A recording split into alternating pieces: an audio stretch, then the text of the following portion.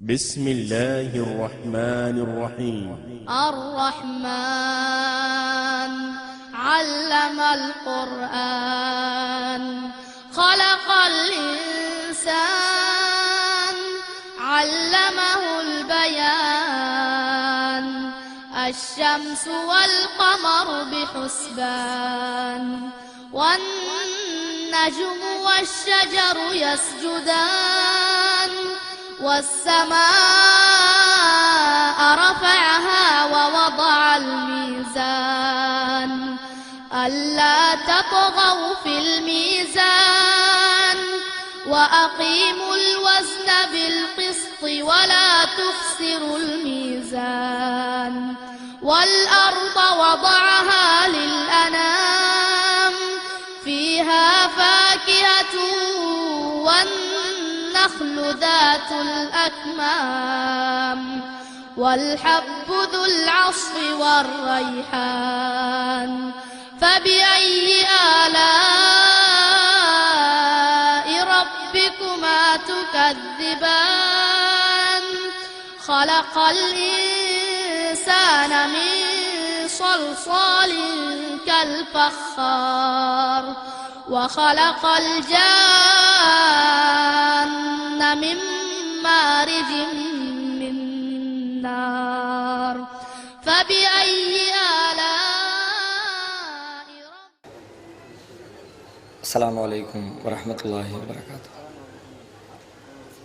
الحمد لله نحمده ونستعينه ونستغفره ونعوذ بالله من شرور أنفسنا ومن سيئات أعمالنا من يهده الله فلا مضل له ومن يضلله فلا هادي له وأشهد أن لا إله إلا الله وحده لا شريك له وأشهد أن محمدا عبده ورسوله أما بعد. பெருமதிப்பிற்கும் மரியாதைக்கும் உரிய எல்லாம் வல்ல அல்லாஹுவின் நல்லடியார்களே, அருமை பெரியோர்களே, தாய்மார்களே, சகோதர சகோதரிகளே,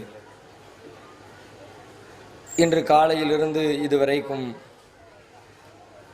ஒரு குடும்பத்தை நல்ல முறையில் அமைத்துக் கொள்வதற்கு தேவையான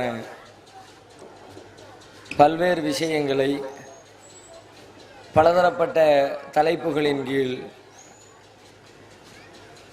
நாம் இதுவரை கேட்டு அமர்ந்திருக்கிறோம். இப்பொழுது நம்முடைய குடும்பவியல் மாநாட்டின் இறுதி கட்டத்தை நாம் நெருங்கிக் கொண்டிருக்கிறோம். காலையிலிருந்து இதுவரைக்கும் அமர்ந்திருந்த சோர்வு ஒருபுறத்திலும்,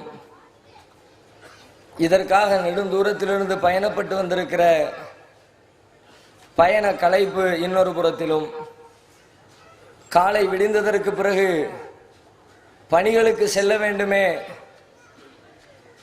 என்ற எண்ணம் இன்னொரு புறத்திலும் என பல்வேறு உறுத்தல்கள் உள்ளத்திலே இருந்தாலும் அதனை துளிக்கூட வெளிப்படுத்தாத வகையில் அமைதியாக அமர்ந்திருக்கிற இலங்கை வாழ் மக்களின் மீது எல்லாம் வல்ல ஏக இறைவனின் அன்பும் அருளும் பொழிய வேண்டும் என்ற பிரார்த்தனையோடு எனது உரையினை நான் துவங்குகிறேன். எனக்கு இங்கே வழங்கப்பட்டிருக்கிற தலைப்பு கணவன் மனைவி உறவும் கண் குளிர்ச்சி மிகுந்த குடும்ப வாழ்வும் என்ற தலைப்பினை வழங்கியிருக்கிறார்கள். அல்லாஹ் ரப்புல் ஆலமீன் திருமறை குர்ஆனிலே ஏராளமான பிரார்த்தனைகளை நமக்கு கற்றுத் தந்திருக்கிறார்.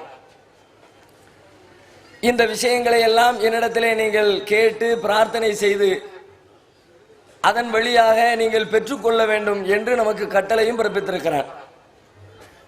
அப்படி திருமறை குர்ஆன் நெடுகிலும் ஏராளமான துஆக்கள் நமக்கு கற்றுத்தரப்பட்டிருக்கின்றன.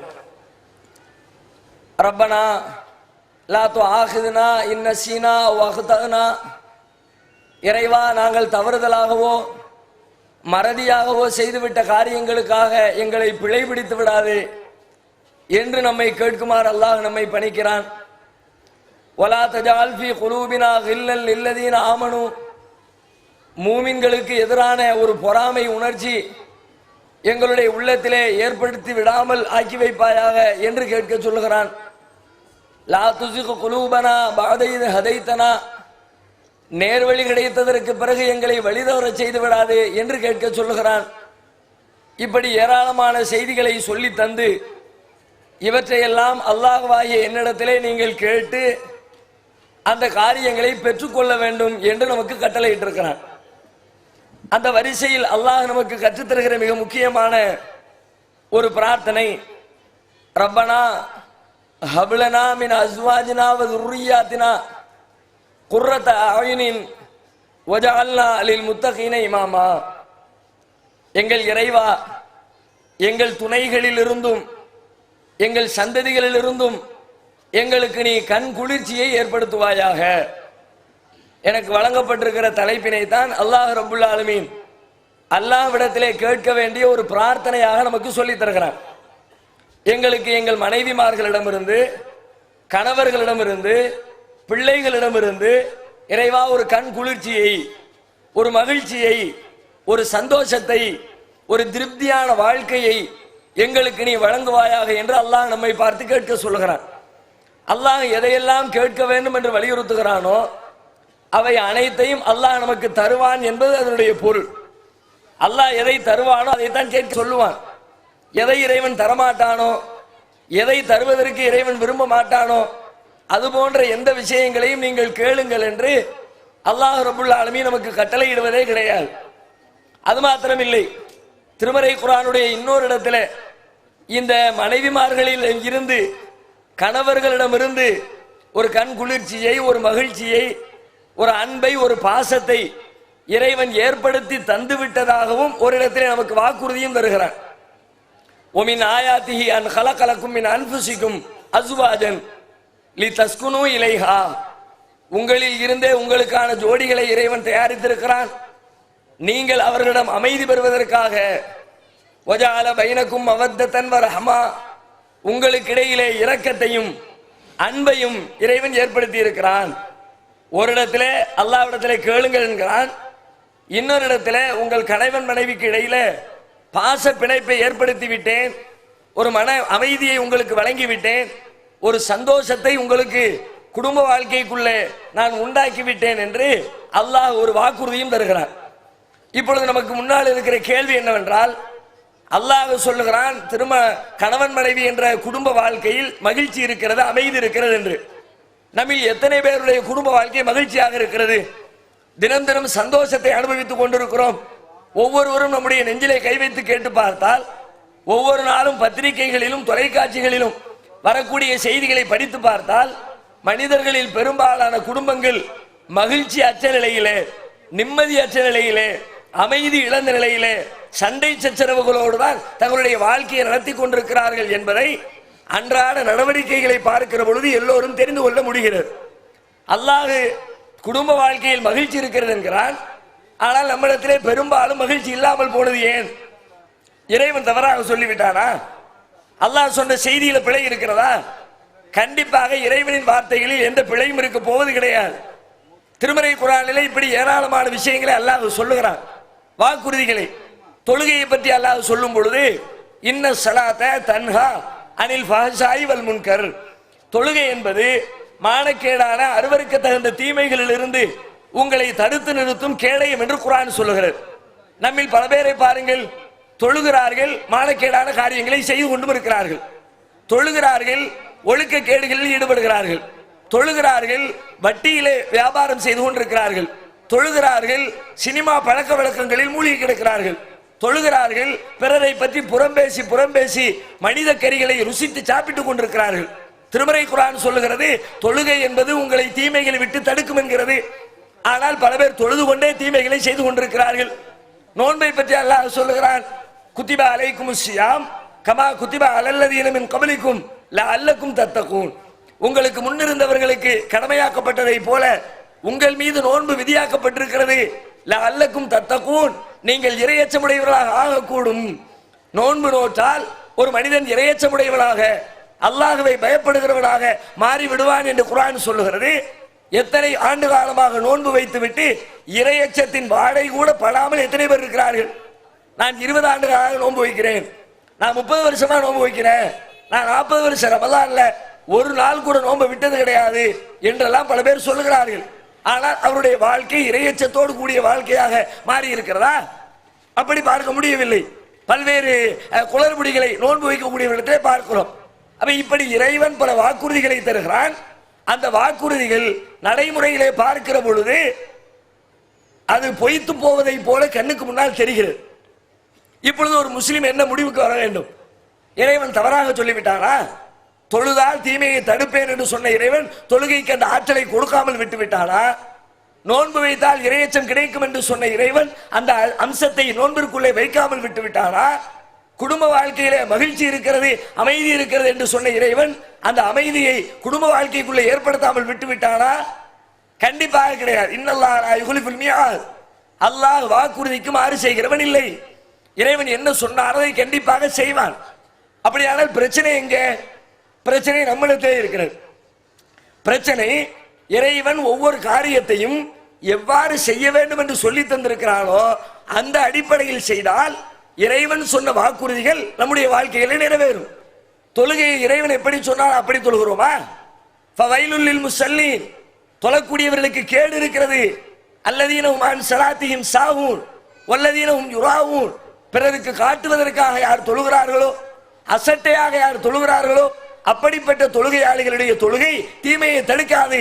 நம்மில் பல பேர் அப்படி தொழுது விட்டு என்னுடைய தொழுகையை தீமையை தடுக்கலையே எதிர்பார்க்கிறார்கள். நோன்பை பற்றி நபிகளார் சொன்னார்கள், மல்லம் யதா கௌல ஸூரி வல் அமல பிஹி ஃபலைஸ லில்லாஹி ஹாஜத்துன் ஃபீ அன் யதா தஆமஹு வ ஷராபஹு, யார் பொய்யான பேச்சுக்களையும் கெட்ட வேலைகளையும் விட்டு விலகிக் கொள்ளவில்லையோ அவர் தாயித்திருப்பதனால், அவர் பட்டினி கிடப்பதனால், ஃபலைஸ லில்லாஹி ஹாஜா, அல்லாஹ்விற்கு எந்த தேவையும் இல்லை. வெறுமனே பட்டினி கிடப்பது நோன்பினுடைய முக்கிய அம்சம் கிடையாது. பட்டினி கிடப்ப நோன்பிலே பட்டினியும் இருக்க வேண்டும், தாயித்து இருக்க வேண்டும், உறவு கொள்ளாமல் இருக்க வேண்டும். அது மாத்திரம் நோன்பு இல்லை, அதை தாண்டி இன்னும் பல கடமைகள் இருக்கிறது. நோன்பிற்கான இலக்கணங்கள் இருக்கின்றன. அந்த இலக்கணங்களை எல்லாம் யார் பேணி நடக்கிறாரோ அப்படிப்பட்டவருடைய நோன்புக்கு இறையச்சத்தை பெற்றுத் தருகிற ஆற்றல் இருக்கிறது. அப்படி பல பேர் நோன்பு நோக்காத காரணத்தினால், பட்டினி கிடந்திருக்கிற காரணத்தினால் அவர்கள் இறையச்சத்தை பெற்றுக் கொள்ளவில்லை. அதே போல இன்றைக்கு நம்முடைய குடும்பங்களில் பல்வேறு குடும்பங்கள் மகிழ்ச்சி இழந்து, நிம்மதி இழந்து, சண்டை சச்சரவுகளோடு விவாகரத்திலே முற்றி போய் ஒருவரை ஒருவர் அவதூறு சொல்லிக் கொண்டு நிம்மதியற்று திரிவதற்கான முக்கிய காரணம் என்ன? திருமண வாழ்க்கையை பற்றி சொல்லுகிற இறைவன் குடும்ப வாழ்க்கையில கணவனும் மனைவியும் எவ்வாறு இணைந்திருக்க வேண்டும், எதை எதை கடைபிடிக்க வேண்டும், எதிலிருந்து விலக வேண்டும் என்று நமக்கு கட்டளையிட்டு இருக்கின்றானோ அது போன்ற காரியங்களை கடைபிடிக்காமல் வெறுமனே ஒப்பந்தம் போட்டுக்கொண்டு நான் மகிழ்ச்சியாக இருக்க வேண்டும் என்று எதிர்பார்க்கிறோம். கணவன் மனைவி என்று திருமணத்தை மட்டும் முடித்து விட்டால் போதாது. திருமணத்திற்கு என்று இஸ்லாம் என்ன விதிகளை கற்றுத் தருகிறதோ, ஒரு கணவனுக்கும் ஒரு மனைவிக்கும் என்னென்ன நிபந்தனைகளை, என்னென்ன கட்டளைகளை திருமறை குர்ஆன் உலகத்திற்கு கற்றுத் தருகிறதோ அந்த அனைத்து காரியங்களையும் தங்களுடைய வாழ்க்கையில் யார் கடைபிடிக்கிறார்களோ அவர்களுடைய திருமண வாழ்க்கை, அவர்களுக்கு அமைகிற கணவர், அவர்களுக்கு அணைகிற மனைவி சந்தோஷத்தை தருகிறவராக, மகிழ்ச்சியை தருகிறவராக, மன அமைதியை தருகிறவராக மாறி போய் விடுவார் என்பதிலே யாரும் கடுகளவிற்கு கூட சந்தேகம் கொள்ள வேண்டிய அவசியமே கிடையாது. அதனால்தான் திருமறை இன்றைக்கு உலகத்தை அந்த உண்மைகள் என்ன என்பதை அறியாதிருக்கிற காரணத்தினால் திருமணத்தை முடித்துவிட்டு திருமணத்திலே பேண வேண்டிய ஒழுங்குகள் என்ன, குடும்ப வாழ்க்கையிலே கடைபிடிக்க வேண்டிய நிபந்தனைகள் என்ன என்பதை அறியாமல் இருக்கிற உலகத்திற்கு, முஸ்லிம் சமூகத்திற்கு அந்த நிபந்தனைகளை கற்றுத்தர வேண்டும், மகிழ்ச்சியான வாழ்க்கையை நோக்கி உலகத்தை திருப்ப வேண்டும் என்ற நோக்கத்தோடு தான் கணவன் மனைவி உறவும் கண்குளிர்ச்சி மிகுந்த குடும்ப வாழ்வும் என்ற தலைப்பை தேர்வு செய்து உரை நிகழ்த்த வேண்டிய கட்டாயம் நமக்கு ஏற்பட்டிருக்கிறது. அது மட்டுமில்லை, இன்றைக்கு திருமண வாழ்க்கையை எடுத்துக்கொண்டால் திருமண வாழ்க்கையில மிக மிக பிரதானமான ஒரு அம்சம் தாம்பத்திய இன்பம். தாம்பத்தியம் இல்லாமல் திருமணம் கிடையாது. பல பேர் சும்மா பேசிக்குவாங்க, அது மட்டும் தான் கல்யாணமா, முக்கியம் அதுதான், மற்றதெல்லாம் அதுக்கு பிறகுதான். இல்லற இன்பத்திற்கு பிறகுதான் திருமணத்திலே ஒரு மனிதன் பெறக்கூடிய மற்ற எல்லா நன்மைகளும் அதற்கு அடுத்த கட்டத்திலே தான். முதல் நிலையிலே தாம்பத்தியம் தான், இல்லறம் தான். அந்த குடும்ப வாழ்க்கையில் ஈடுபடுகிற தாம்பத்திய இன்பத்தை பொறுத்தவரை அதுதான் ஒரு மனிதனுக்கான அமைதியை பெற்றுத் தருவதிலே, குடும்ப வாழ்க்கையில் மகிழ்ச்சியை பெற்றுத் தருவதிலே மிக மிக முக்கியமான ஒரு இடத்திலே இருக்கிறது. இப்படிப்பட்ட அந்த நிம்மதியை குலைக்கின்ற காரியத்திலே யாரேனும் ஒரு கணவரோ அல்லது மனைவியோ ஈடுபட்டால் அது அவரை மட்டும் பாதிக்கப் போவதில்லை, அவரை சார்ந்திருக்கிற சமூகத்தை பாதிக்கிறது, மொத்த உலகத்தையும் பாதிக்கிறது. குடும்ப வாழ்க்கையிலே ஒரு மனிதர் நிம்மதியை இழந்து தொலைத்து விட்டால், அவர் நீதிபதியாக இருந்தால் அவர் கொடுக்கிற நீதி பரிபாலனங்களில் அந்த பிரச்சனை வெளிப்படும். வீட்டுக்குள்ள காலங்காத்தால சண்டை, புருஷன் முன்னாடி சத்தமா பேசிக்கிட்டாங்க, இவர் அவர் அடிக்க அவரை இவர் அடிக்க, மாத்தி மாத்தி அடிச்சு சண்டை போட்டு உன்னையெல்லாம் என் தலையில வச்சு கெட்டிவிட்டானுவல, என்ன பண்றதுன்னு தெரியல அப்படின்னு கோபத்தோடு அவர் நீதிமன்றத்திற்கு வந்து வழக்குகளை விசாரித்தால் வழங்குகிற தீர்ப்பு நீதியான தீர்ப்பாக இருக்க முடியுமா? அந்த கோபத்தோடே பார்ப்பார், சரியான முறையில் வழக்குகளை அணுக மாட்டார், அமைதியோடு எந்த பிரச்சனையும் பார்க்க மாட்டார். அப்ப நீதிபதியாக இருந்தால் நீதியை பாதிக்கும், ஒரு வாகன ஓட்டியாக இருந்தால் பயணத்தை பாதிக்கும், ஒரு வாத்தியாராக இருந்தால் மாணவர்களுக்கு கற்றுத்தருகிற பாடத்தை பாதிக்கும், ஒரு மருத்துவராக இருந்தால் அவர் நோயாளிகளுக்கு செய்கிற சிகிச்சையை பாதிக்கும், ஒரு வல்லுநராக இருந்தால் அவர் செய்யக்கூடிய ஈடுபடக்கூடிய காரியத்தை பாதிக்கும். இப்படி ஒரு மனிதனுடைய குடும்ப வாழ்க்கை சீர்கெட்டு போய் அமைதி இழந்து விடுகிறது என்று சொன்னால் அது மொத்த சமூகத்தையும் பாதிக்கிறது. ஒரு தனி மனித பிரச்சனையாக இதை பார்க்க கூடாது. அதனால்தான் நபிகள் நாயகம் ஸல்லல்லாஹு அலைஹி வஸல்லம் அவர்கள் ஒரு பெண்ணுக்கு சொல்லுகிறார்கள், என்ன சொல்லுகிறார்கள்? இதா தஅர்ரஜுலு இம்ராஅத்தஹு, ஒரு மனிதன் தன்னுடைய மனைவியை அழைக்கிறான், எதற்கு? லிஹாஜதிஹி, தன்னுடைய தேவையை பூர்த்தி செய்து கொள்வதற்காக ஒரு ஆண் தனது மனைவியை அழைத்து அந்த மனைவி அதை மறுத்து விட்டால், பல பேர் இன்னைக்கு செய்கிறார்கள், பல குடும்பங்களிலே கணவன் மனைவிக்கு இடையில் 1000 பிரச்சனை இருக்கட்டும், 1000 சண்டைகள் இருக்கட்டும், வீட்டுக்கு வீடு வாசப்படி என்றெல்லாம் பழமொழிகளை எழுதி வைத்திருப்பார்கள், 1000 பிரச்சனை இருக்கட்டும், எந்த பிரச்சனையாக இருந்தாலும் அதை பேசி தீர்க்க வேண்டும், உரிய முறையிலே விவாதிக்க வேண்டும், சம்பந்தப்பட்டவர்களோடு அது குறித்து கலந்துரையாட வேண்டும். அதை விட்டுவிட்டு தன்னிடத்திலே தானே இரவு நேரத்திலே வந்தாக வேண்டும் என்று தன்னுடைய தாம்பத்தியத்தை ஒரு ஆயுதமாக ஒரு பெண் பயன்படுத்தினார். பல பெண்கள் பயன்படுத்துகிறார்கள். இதுதான் சிக்கலுக்கான அடிப்படை. பல பேரு திரும்பி படுத்துக்க வேண்டியது, திரும்பி படுத்துட்டா பிரச்சனை முடிஞ்சிருச்சா? பெட்டை தூக்கிட்டு சரியா போயிட்டா சிக்கல் முடிஞ்சிருச்சா? சிக்கலுடைய துவக்கம் இங்கேதான் இருக்கிறது. அவனுடைய பாலியல் தேவையை பூர்த்தி செய்வதற்காக வருகிற பொழுது ஒரு பெண் அவனை மறுத்து அலட்சியப்படுத்தி புறக்கணித்து விட்டால் அதனால் ஏற்படக்கூடிய உளவியல் பாதிப்புகளால் பல்வேறு தீமைகள் சமூகத்தில் ஏற்பட்டுவிடும். ஏனென்றால் இந்த பாலியல் தேவையை தீர்ப்பது என்பது காலத்திற்கும் தள்ளி போட்டு தீர்க்கிற காரியம் கிடையாது. இது உணர்ச்சி சம்பந்தப்பட்டது. எதுவெல்லாம் உணர்ச்சிகளோடு சம்பந்தப்பட்டிருக்கிறதோ அவை அனைத்தும் ஏற்பட்ட உடனேயே சரி செய்யப்பட வேண்டும். ஒருத்தருக்கு பசி வருகிறது, அது ஒரு உணர்ச்சி. உங்களை வந்து கையேந்துறார், பிச்சை எடுக்கிறார், ரொம்ப பசிக்குதுற, சாப்பிட்டு 4 நாள் ஆச்சு, சாப்பாடு கொடுங்க.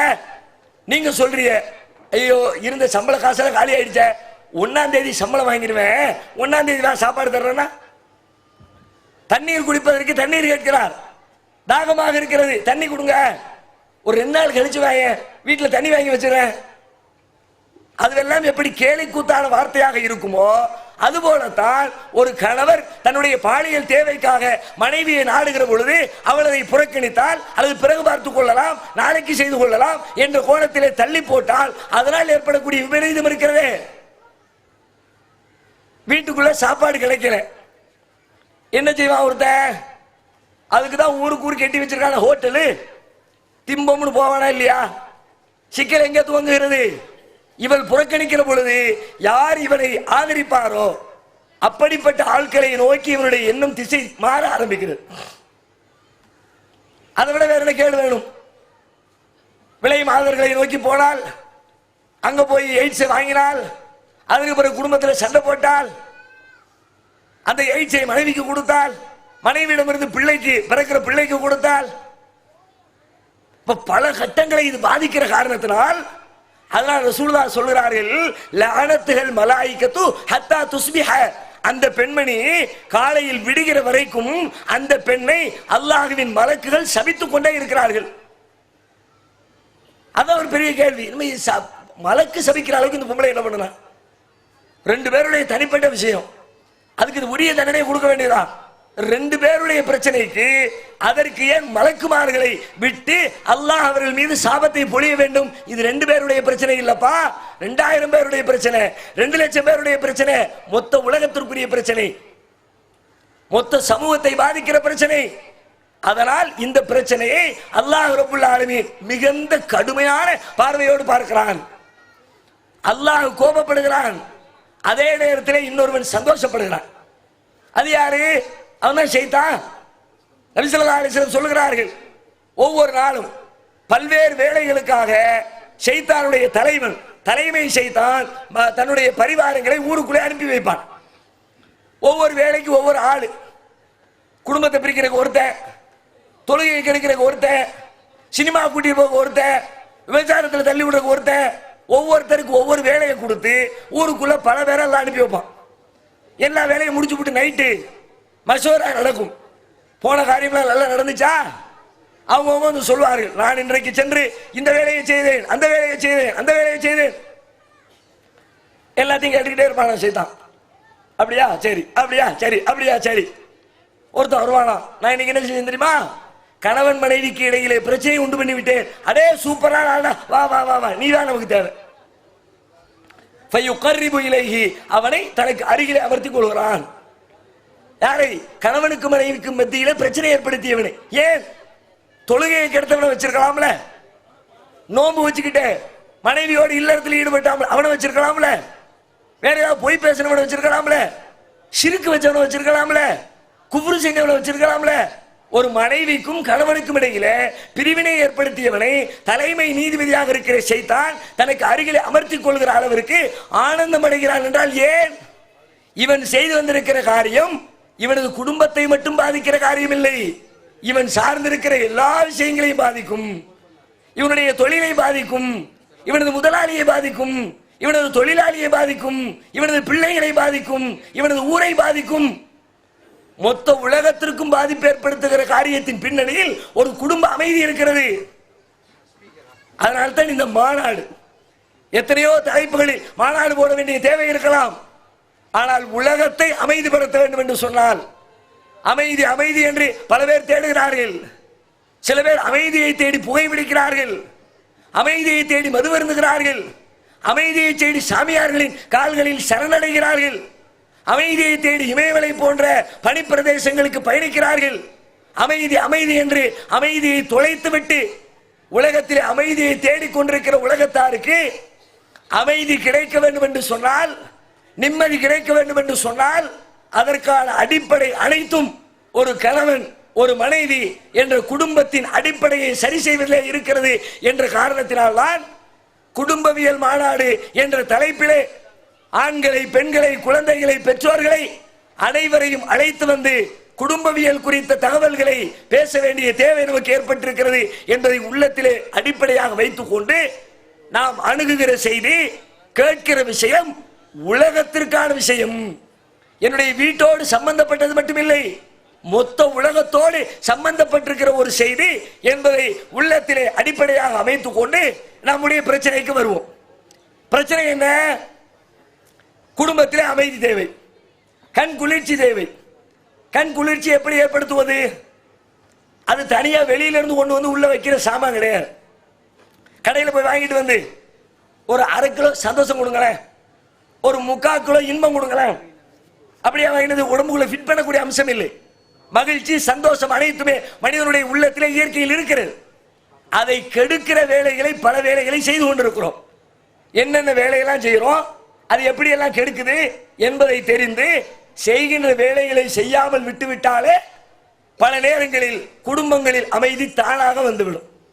குடும்பத்தை சீர்குலைக்கிற விஷயங்களை எடுத்துக்கொண்டால் அது நிறைய இருக்கிறது. அதிகமான செய்திகளை சொல்ல முடியும். ஒரு சில குறைந்த நேரத்தில் ஒரு சில செய்திகள். முதல் இடத்திலே குடும்ப அமைதியை சீர்குலைப்பதில் முதல் இடத்திலே இருக்கிற விஷயம் என்னவென்றால் சந்தேகம். குடும்பத்தில் சண்டை போட்டு நார்னவனை விட, துரோகம் செஞ்சு பிரிஞ்சவங்களை விட, இந்த சந்தேகம் செஞ்சிருப்பானோ, அவன் அங்க போயிருப்பானோ, இவன் அங்க போயிருப்பானோ அப்படின்னு நினைச்சாங்களே, இந்த நினப்புனால கெட்ட குடும்பம் தான் 90%. நெசமாவே அடுத்தவங்க கூட போய் ஓடி போய் கெட்ட குடும்பம் 10%. அடுத்தவங்க கூட போயிருப்பாரோ அப்படின்னு புருஷனை பத்தி ஒரு பொஞ்சாதி நினைப்பானே, அல்லது ஒரு பொஞ்சாதியை பத்தி புருஷன் நினைப்பானே. இந்த அடிப்படை தான், இந்த சந்தேகம் தான் குடும்ப வாழ்க்கையின் அமைதியை வெகு தூரத்திற்கு தள்ளி வைக்கக்கூடிய ஆபத்தான ஒரு ஆயுதம். இந்த சந்தேகத்தை பற்றி இஸ்லாம் என்ன சொல்லுகிறது? சந்தேகத்தில் 2 வகை இருக்கிறது. பிரச்சனை எப்படி ஆரம்பிக்கும்? பெரும்பாலும் ஒரு காரியத்தை ஒருத்தர் செய்கிறார். இப்போ ஒரு புருஷன் இருக்கிறான்னு வச்சுக்கோமே, எப்போதும் வீட்டுக்குள்ள போன் வரும், போன் பேசிக்கிட்டே இருப்பாரு. திடீர்னு ஒரு நாள் வீட்டம்மா பக்கத்தில் உட்கார்ந்து இருக்கிறாங்க, பொஞ்சாதி பக்கத்தில் இருக்குது. அவருக்கு ஒரு போன் கால் வருது, எடுத்தாரு. எப்போதும் எடுத்து ஹலோன்னு பேசுறவரு இப்ப எடுத்து திருன்னு முழிக்காரு.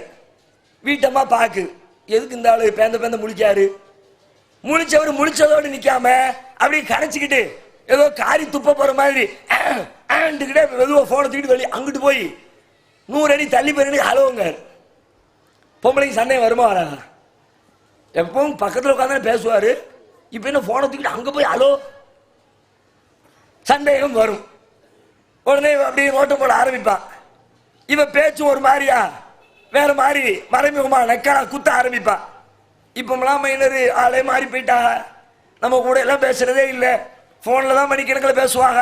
இவனுக்கு தான் தெரியுமே பஞ்சாயத்து இருக்குத, இவனுக்கு உள்ள சுருன்னு ஏறும். எதை பேசுறாதான் ஒழுங்கா நேருக்கு நேரம் பேசு. இந்த பொடி வச்சு பேசுறது, உள்ள ஒன்று வச்சு வெளியே ஒன்று பேசுறது, சண்டை ஆரம்பமாகும். இப்ப சிக்கல் எங்க? இவர் சண்டை, இவர் நெசமாவே வேற பெண்ணோட தொடர்பு இல்லை, வேற பஞ்சாயத்து இல்லைன்னு வச்சுக்குவோம். இவர் செஞ்ச காரியம் சந்தேகத்தை ஏற்படுத்துமா ஏற்படுத்தாதா? சந்தேகத்தை ஏற்படுத்துற வேலையை செய்வாரா? ஆனா இவர் அந்த அம்மா சந்தேகப்படக்கூடாதான். அதே மாதிரி காரியத்தை அந்த பொம்பளை செய்யுமா? ஆனால் அந்த கணவர் சந்தேகப்படக்கூடாதான். என்ன சந்தேகப்பட்டுட்டீங்கள, நான் எத்தனை வருஷம் உங்க கூட குடும்பம் நடத்தினேன், என்னைக்காவது வேற ஆளை ஏறெடுத்து பார்த்திருப்பானா, வேற பையனோட பேசியிருப்பானா, வேற பிள்ளைய பார்த்திருப்பானா, அடுத்த வீட்டுக்கு போயிருப்பானா, என்னையே சந்தேகப்பட்டுட்டீங்கள. நீங்க என்ன வானத்திலிருந்து கூச்ச மழக்கா? சந்தேகப்படாமல் இருக்கிறது. முதலில் ஒவ்வொரு கணவனும் ஒவ்வொரு மனைவியும் ஒரு விஷயத்தை புரிந்து கொள்ள வேண்டும். என்னை பற்றி என் மனைவி சந்தேகப்படுவாள், என் மனைவியை பற்றி நான் சந்தேகப்படத்தான் செய்வேன். எப்பொழுது சந்தேகப்படுகிற மாதிரியான வேலைகளை நான் செய்தால் வேலையை செஞ்சு போடுவாங்களோ சந்தேகம் வரக்கூடாதுன்னா அதுதானே கோவம் வருது உனக்கு. நான் கேட்கிறேன், நீங்க எல்லாம் ஏமாத்திரம் அல்லாஹ்வுடைய தூதர் மேலே சந்தேகம் வந்திருக்கிறதே, அல்லாஹ்வுடைய தூதருடைய மனைவிமார் மேலே சந்தேகம் வந்திருக்கிறதே. நபிமார்களுடைய மனைவியர் யார்? நம்முடைய தாய்மார்கள் இல்லையா? உம்மஹாத்துல் மூமினீன் இல்லையா? நம்முடைய தாயின் மீது சந்தேகம் எழுகிற ஒரு காரியத்தை நம்முடைய வாழ்க்கையில கற்பனை செய்வோமா? எத்தனை பேர் யாரையாரெல்லாமோ கற்பனை பண்ணுவோம். நம்ம பெத்த அம்மா தப்பா போயிட்டா, அல்லது தப்பு செஞ்சிருவா, தப்பா நடக்கிறா அப்படிங்கிறத ஒரு பெற்றெடுக்கப்பட்ட மகனால் கற்பனை செய்து பார்க்க முடியுமா? அப்படிப்பட்ட உயர்ந்த அந்தஸ்தே வைக்கப்பட்டிருக்கிற உம்மஹாத்துல் மூமினீன் நபிகள் நாயகத்துடைய மனைவிமார்கள் மீது இந்த சந்தேகம் தெளிக்கப்பட்டிருக்கிறது. அந்த சந்தேகத்தை நபிகளாரும் நம்பி இருக்கிறார்கள்.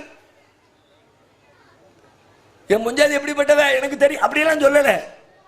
சந்தேகப்படுற மாதிரி வேலை சந்தேகப்படத்தான் செய்வாங்க. நாமெல்லாம் பிரபலமாக கேள்விப்பட்டிருக்கிற நிகழ்ச்சி ஆயிஷா ரலியல்லாஹு அன்ஹா அவர்கள் மீது சொல்லப்பட்ட அவதூறு செய்தி. எத்தனை நாட்கள் நபிகளாருடைய தூக்கமே போச்சுங்க. என் முஞ்சாஜி அப்படி கிடையாதுனாங்களா? அவளும் பொம்பளை தானே, நல்லவனா, சூழ்நிலை கெடுத்துருச்சுன்னா போர்க்களத்துக்கு போயிட்டு வரும் பொழுது ஆயிஷா நாயகி பின்னாடி பின்னங்கிருவாங்கல்ல. ஒரு போர்க்களத்துல எல்லாரும் வருவாங்க, ஆயிஷா நாயகி ஒரு நகையை தொலைச்சு போட்டு தேட போவாங்க, வண்டி எடுத்துட்டு எல்லாரும் போயிருவாங்க. கடைசியில் பின்னாடி ஒரு சஹாபி வருவாரு. அந்த சஹாபி ஆயிஷா நாயகி ஒட்டகத்தில் ஏற்றி வச்சுட்டு இவர் நடந்தே கூட்டிக் கொண்டு மதீனாவுக்கு வருவாரு. வர்றதுக்கு லேட் ஆயிரும், ஊருக்குள்ள பிரச்சனை பத்திக்கும். ஆயிஷாவும் சம்பந்தப்பட்டவரும் ஒரு நாள் பின்னாடி லேட்டா வந்திருக்கிறாங்க, தனியா வந்திருக்கிறாங்க. பஞ்சு நெருப்பும் பக்கத்தில் இருந்தா பத்தாம இருக்குமா? தப்பு செய்யாம இருந்திருப்பாங்களா? சொன்னது யார்? சஹாபாக்களில் பல பேர் சொன்னார்கள். சில கேடு கெட்டவர்கள் அதை பரப்பினார்கள், சில நல்லவர்களும் அந்த பரப்புதலுக்கு பலியானார்கள். ஊருக்குள்ள பேசுகிறவர்கள் 1000 பேசட்டும். நான் கேட்பது என்ன, நபிகள் நாயகத்திற்கு ஆயிஷா நாயகியை பற்றி தெரியுமா தெரியாதா? தெரியத்தானே செய்யும். ஆயிஷா நீங்க கேள்வி கேட்பாங்களா இல்லையா? என் மேலே சந்தேகப்பட்டுட்டீங்களே, நான் சின்ன வயசுல இருந்தே உங்க கூட இருக்கேன். இப்ப நம்ம மனைவிமாரு கூட ஒரு 20 வயசுக்கு பிறகு 25 வயசுக்கு பிறகு அப்பதான் நம்ம கூட சேர்றாங்க. அது வரைக்கும் அவன் எங்க இருந்தா, எப்படி இருந்தா, எந்த ஸ்கூல்ல படிச்சா, யாரு கூட போனா, யாரு கூட எதுவுமே தெரியாது. ஆனா ஆயிஷா நாயகி பிறந்ததுல இருந்து ரசூலுல்லாஹ் கண்ணு முன்னாடியே வளர்றாங்க. 6 வயசு 7 வயசுலயே நபிகளாருடைய வீட்டுக்கு மனைவியாக உள்ளே வந்து விட்டார்கள். அப்ப சின்னஞ்சிறு குழந்தையாக இருந்த நேரத்திலே இருந்து தான் பார்த்து தன்னுடைய கண்ணுக்கு முன்னால் வளர்ந்து வருகிற தன்னுடைய மனைவியை பற்றி மற்றவர்களுக்கு தெரிகிறதோ இல்லையோ அல்லாஹ்வின் தூதருக்கு தெரிந்திருக்கிறது. ஆனால் நபி அவர்கள் சந்தேகப்படாமல் இருந்தார்களா? ஒவ்வொருத்தரையா போய் கேட்கிறாங்க. அலி இடத்துல கேட்கிறாங்க, இப்னு அப்பாஸ் இடத்துல கேட்க, இப்னு மஸ்ஊத் இடத்துல கேட்கிறாங்க, பல்வேறு தோழர்களிடத்துல கேட்டு எப்படி நீங்க எப்படி நினைக்கிறீங்க, மற்ற மனைவிமார்களிடத்துல போய் கேட்கிறார்கள். ஆயிஷா பத்தி நீ என்ன நினைக்கிற, நாங்க நினைக்கிறது இருக்கட்டும், நீங்க என்ன நினைக்கிறீங்கன்னு சொல்லணும்ல. உள்ள வந்துருச்சு டவுட். ஏன் டவுட்? அந்த காரியம் சந்தேகத்தை ஏற்படுத்துகிற காரியம். ஒரு ஆணும் ஒரு பெண்ணும் ஒரு நாள் பொழுது தனித்து இருந்தால், மக்களோடு கலக்காமல் தனிமையில் இருந்தால் அவர்கள் தவறிழைத்திருப்பார்களோ என்ற எண்ணத்தை ஏற்படுத்தத்தான் செய்யும். தவறு செய்கிற சூழலை ஏற்படுத்திவிட்டு யாரும் சந்தேகப்படக்கூடாது என்றால் படுவார்கள்.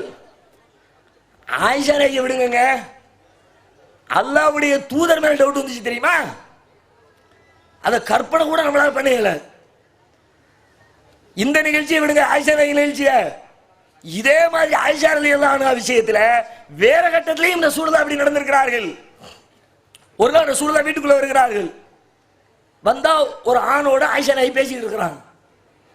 பேசிக்கிட்டு இருந்தா பார்த்த உடனே ரசூலுல்லாஹ்வுடைய முகம் மாறிடுச்சு. ரசூலுல்லாஹ்வுடைய முகத்தை பார்த்த உடனே ஆயிஷா நாயகி விளங்கிக்கிட்டாங்க, ஒரு ஆம்பளை மட்டும் தனியா இருக்கிறாரு, அவர் கூட நம்ம மனைவி இருக்கிறா, இது என்ன கலாச்சாரம் அப்படின்னு ரசூலுல்லாஹ் வெறுப்படைந்து விட்டார்கள் என்பதை அவருடைய முகத்தின் பாவனைகளை வைத்து ஆயிஷா நாயகி தெரிந்து கொள்கிறார்கள். ரசூலுல்லாஹ் இருக்கிற ஸ்பெஷாலிட்டி அப்படித்தான். பல நேரங்கள்ல ஒரு விஷயத்தை வாய் திறந்து சொல்றதுக்கு முன்னாடி அவங்க முகத்தை பார்த்தே தெரிஞ்சுக்கலாம்.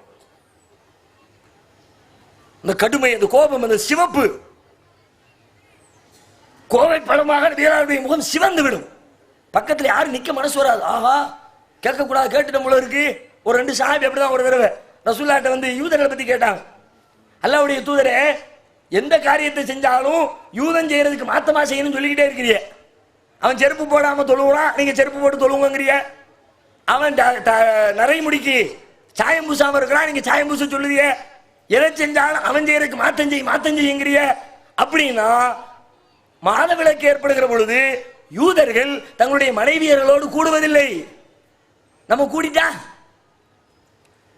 மாதவிலக்கு நேரத்தில் அவன் கூட மாட்டேங்கிறான், குடும்ப ஆள்கள் ஈடுபட மாட்டேங்கிறான். நம்ம கூடிட்டா என்ன? கேள்வி ரொம்ப டேஞ்சரான கேள்வி. ஏன்? அல்லாவே கூட கூடாதுன்னு சொல்லிட்டான்.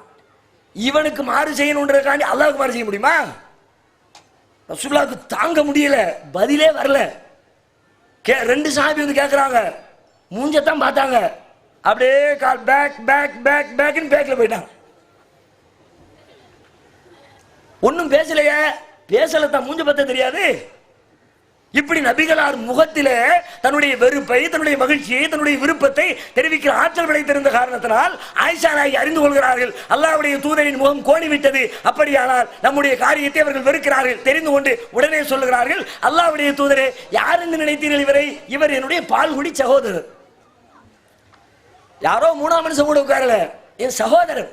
பால்குடி அடிப்படையில் இவன் எனக்கு உறவு. நானும் இவரும் ஒரே தாயிடத்திலே பால் இருந்து இருக்கிறோம். அப்ப ரசூலுல்லாஹ்க்கு சந்தேகம் வந்துருச்சா இல்லையா? அப்ப கூட ரசூலுல்லாஹ் இன்னொரு செய்தி சொல்றாங்க, சரிமா பால்குடி சகோதரனா பிரச்சனை இல்லை, அண்ணன் கூட உட்காரலாம், தம்பி கூட உட்காரலாம், தப்பு கிடையாது. ஆனால் அதுல கூட கேர்ஃபுல்லா இருந்துக்க. இன்னமர் ரவாஅத்து மினல் மஜாஅத்தி, பால்குடி உறவுங்கிறது சும்மா ஏதோ இருக்க.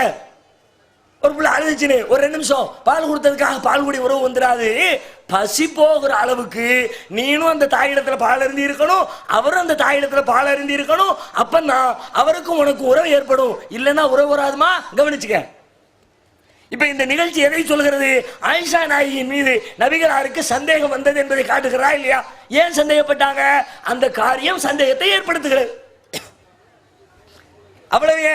ஆயிஷா ரலியல்லாஹு அன்ஹா ரசூலுல்லா மேலே சந்தேகப்பட்டா. சந்தேகம்னா தப்பான உறவுக்கு இல்லை. ரசூலுல்லாவுக்கு நிறைய மனைவிமார்கள் இருக்கிறாங்கல்ல, ஒவ்வொரு நாளைக்கு நாள் வச்சு ஒவ்வொரு மனைவி இடத்துல போவாங்கல்ல. ஒரு நாள் ஆயிஷா நாயியோட இருக்கும் பொழுது ரசூலுல்லா எந்திரிச்சு வெளியே போறாங்க. நைட்ல ஆயிஷா நாயி தூங்கிட்டு இருக்கிறாங்க. தூங்கிட்டு இருக்கிற ரசூலா எஞ்சி போறாங்களா, முடிச்சு பார்த்தாங்க ரசூலுல்லாவை காணோம். ஆயிஷா நாய்க்கு டவுட் வந்துருச்சு, இன்னைக்கு நம்ம டேட்டு. அவங்க உள்ளத்துக்குள்ள வேற யாரையோ வச்சுக்கிட்டு, வேற யாரையோனா வேற மனைவிகளை யாரையோ வச்சுக்கிட்டு வேற பஞ்சாயத்து வீட்டுக்கு போறாங்க போல இருக்கு. இன்னைக்கு பிடிச்சிட வேண்டியதான், பார்ட்டிய கையங்களமா பிடிச்சிட வேண்டியதான். யார? அல்லாஹ்வுடைய தூதரை ஆயிஷா நாயி பிடிக்க போகிறார்களோ அப்படின்னு முடிவெடுத்துக் கொண்டு வேகமாக வீட்டை விட்டு வெளியே கிளம்புகிறார்கள். போனா வேற ஏதாவது மனைவிமாறு வீட்டுக்குள்ள போய் நிப்பாங்கன்னு பார்த்தா நேர கபிரிஸ்தான்ல போய் நிக்கிறாரு ரசூலுல்லாஹ். போய் கையேந்தி துவா செஞ்சுக்கிட்டு இருக்கா. ஓ, இதுதான் சங்கதியா? துவா செய்ய தான் கபிரிஸ்தானுக்கு தான் வந்தாங்களா, நம்மளும் வேற என்னமோ நினைச்சிட்டோமே அப்படின்ட்டு நினைத்து கொண்டே இருக்கிறாங்க. ரசூலுல்லாஹ் புறப்படுறாங்க.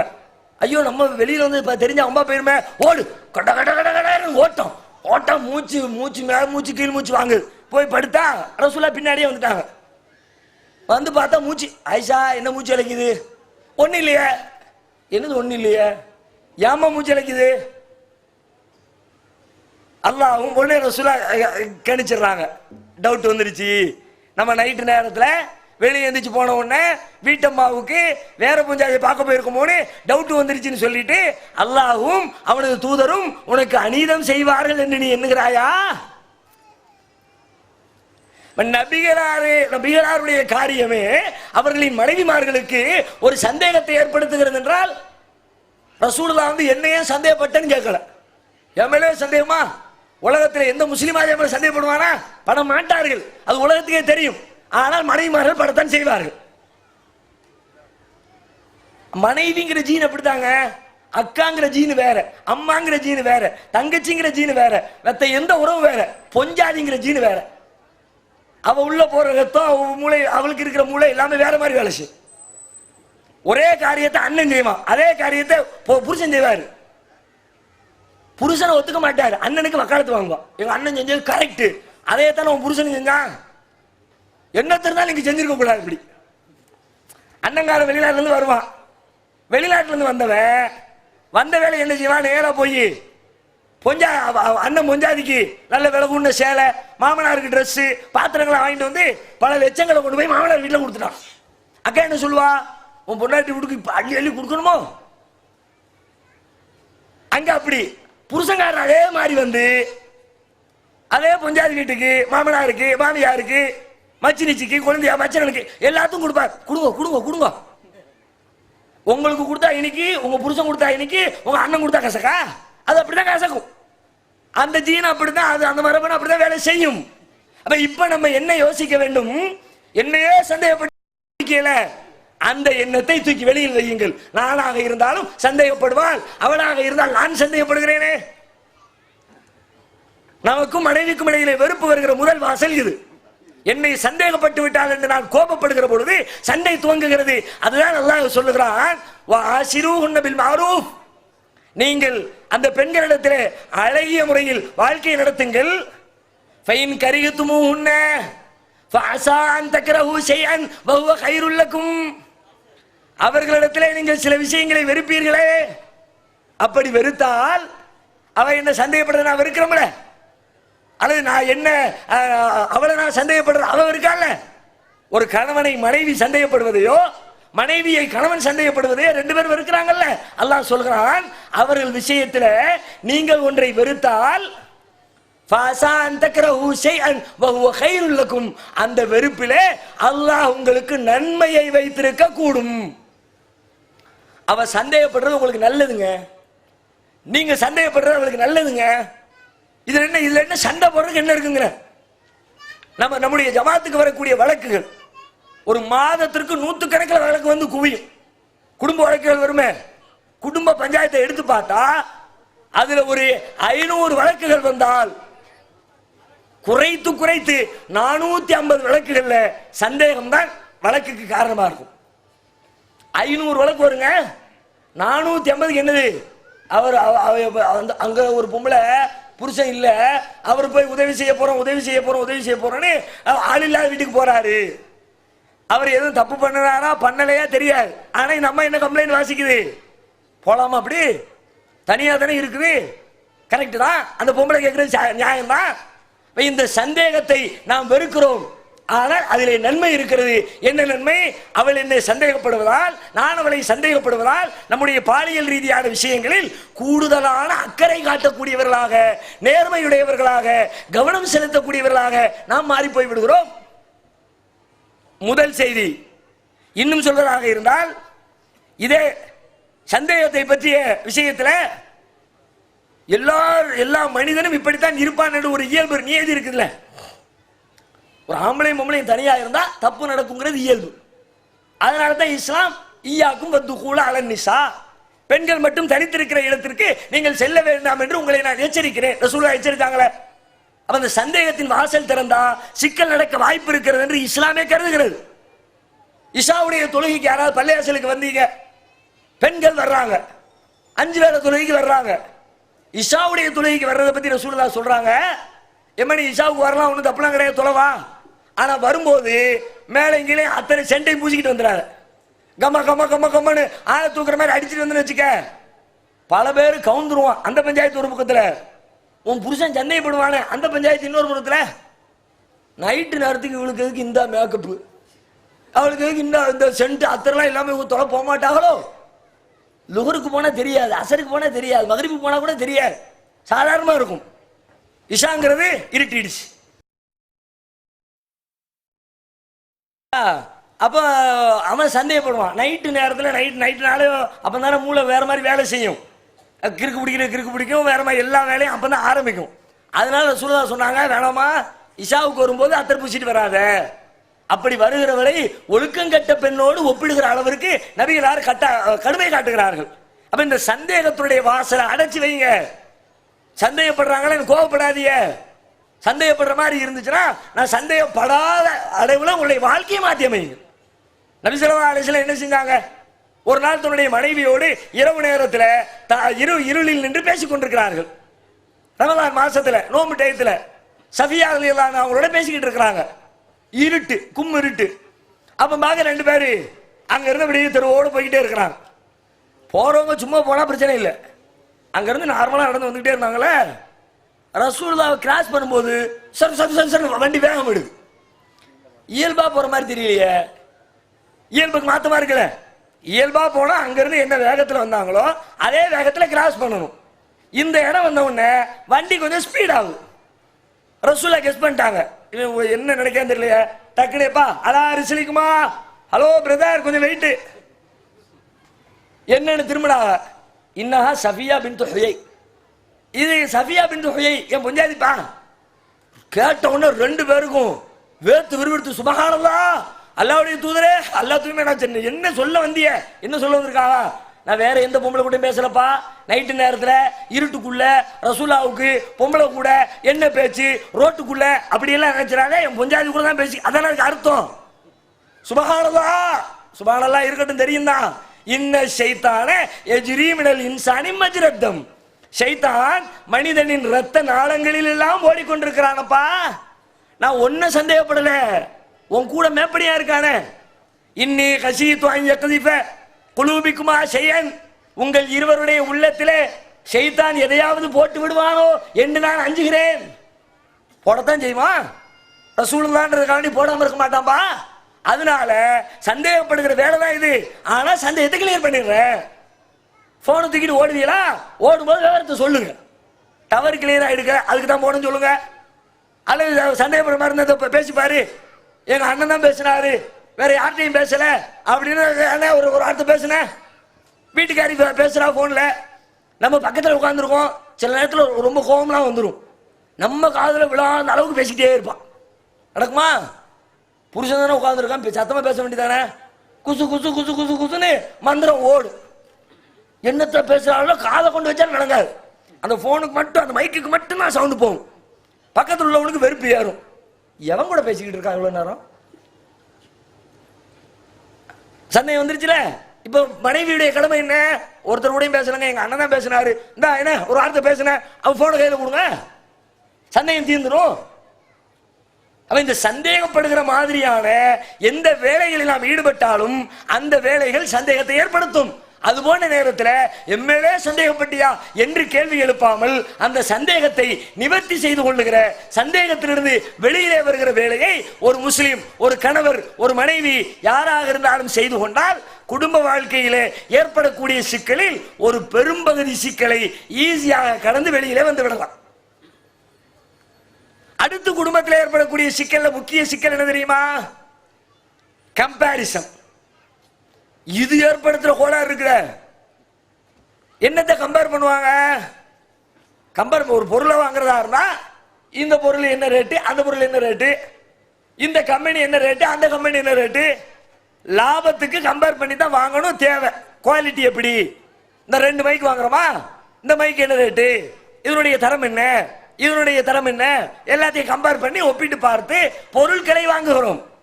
குடும்ப வாழ்க்கையில கம்பேர் பண்ணி நீங்க தான் கம்பேர் பண்ண வேண்டியதெல்லாம் பண்ணி எடுத்துட்டீங்கள, வந்ததுக்கு பிறகு கம்பேர் பண்ணுனா என்ன கம்பேரு? அடுத்து ஒரு பொம்பளை கிடப்பான், அடுத்தவன் புருஷன் எப்படி நடக்கான், தான் புருஷன் எப்படி நடக்கான், ரெண்டையும் ஒப்பிட்டு இவரும் வராரு, என் ஃப்ரெண்டு, அவ புருஷன் எப்படி வராரு பாருங்க, ஆள் அப்படி ஜிம் பாடி, இன் பண்ணாருன்னா மனுஷன் அப்படி கன் மாதிரி நடந்து வர்றாரு, ஹீரோ மாதிரி, தொலைப்புலன்னு ஒரு சட்டையை போட்டுக்கிட்டு, சலப்புலன்னு ஒரு கையிலையை உடுத்திக்கிட்டு, ஏன்னா ஒண்ணுமில்ல சடக்கு நடிக்க ஒரு செருப்பையும் போட்டுக்கிட்டு, பாக்கிசா மாதிரி தலையும் ஜீவாம தாடி அந்த பக்கம் நீட்டிக்கிட்டு, என்னமா வருது இவங்களுக்கு. யாருக்கு? வீட்டம்மாவுக்கு. இவங்க கூட போகும்போது அவங்களுக்கு அந்த மாதிரி கம்பெனி இருக்கணும்ல, அவங்க கொஞ்சம் கலரா, கொஞ்சம் எடுப்பா, கொஞ்சம் ஸ்டைலா இருந்துட்டாங்கன்னா புருஷன் கொஞ்சம் பெர்சனாலிட்டி கம்மியா, ஊர்ல இருக்க புருஷமார பூரா அரசு, அந்த புருஷன் எப்படி இருக்கான், இந்த புருஷன் எப்படி இருக்கான், இந்த புருஷன் எப்படி இருக்கான், அழகுல, ஆரோக்கியத்துல, பொருளாதாரத்துல ஒன்னையும் கம்பேர் பண்ணி அந்த மனுஷன் எப்படி ஒரு சபைக்கு வந்தாருன்னா ஒரு வர்றவங்கள்ட்ட எல்லாம் பார்த்து சிரிச்சு புன்சிரிப்போட, எனக்கும் வந்து வாச்சிருக்க இஞ்சி தின்ன குரங்கு மாதிரி,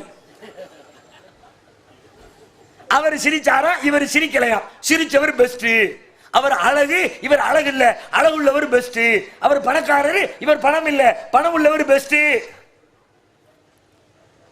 முடிந்தது. இந்த கம்பாரிசத்திற்கு யாரெல்லாம் உள்ளத்திலே இடம் கொடுத்து விட்டீர்களோ குறித்து வைத்துக் கொள்ளுங்கள், உங்களின் குடும்ப சந்தோஷத்தை படுகொலியிலே தள்ளுகிற வேலைகளை நீங்கள் துவக்கி விட்டீர்கள். என்ன கம்பாரிசன்? எதுல கம்பாரிசன்? எதுல ஒப்பிட்டு பார்க்க வேண்டும்? ஒப்பீடு தேவை, நான் மறுக்கவில்லை. எப்படி ஒப்பிடுவது? அவனிடத்தில் என்ன இருக்கிறது, இவனிடத்தில் என்ன இல்லை, இது என்ன ஒப்பீடு? நான் கேட்கிறேன், இவனிடத்தில் இருக்கிறத பாத்தீங்களா? அவன்கிட்ட இருக்கிறதெல்லாம் இவர்கிட்ட இல்லையேன்னு பாக்குறீங்க. இவர்கிட்ட என்ன இருக்குன்னு பாரு, ஆட்டோமேட்டிக்கா சந்தோஷம் வந்துடும். நீங்க இல்லாததையா தேடிக்கிட்டு இருக்கிறீங்க. இவர்கிட்ட பணம் இல்ல, பணம் இருந்தா சந்தோஷமா இருக்கும். இவர்கிட்ட கார் இல்ல, கார் இருந்தா சந்தோஷமா இருக்கும். இவர்கிட்ட சொந்த வீடு இல்ல, வீடு இருந்தா சந்தோஷமா இருக்கும். இவரிடத்தில் எதுவெல்லாம் இல்லையோ அதுவெல்லாம் உங்களுக்கு சந்தோஷமாக இருக்கும் என்று இல்லாததை தேடி தேடி அலைகிறீர்கள். ஆனால் உண்மையில் சந்தோஷம் எங்க இருக்கிறது தெரியுமா? என்ன இருக்கிறதோ அதை நினைத்து பாருங்கள். என்ன இருக்கு? அவர்கிட்ட ஒரு சைக்கிள் இருக்குதா, சைக்கிள் இருக்குது அதை நினைய. கார் இல்லையேன்னு நினைக்கிறத விட சைக்கிள் இருக்குதே.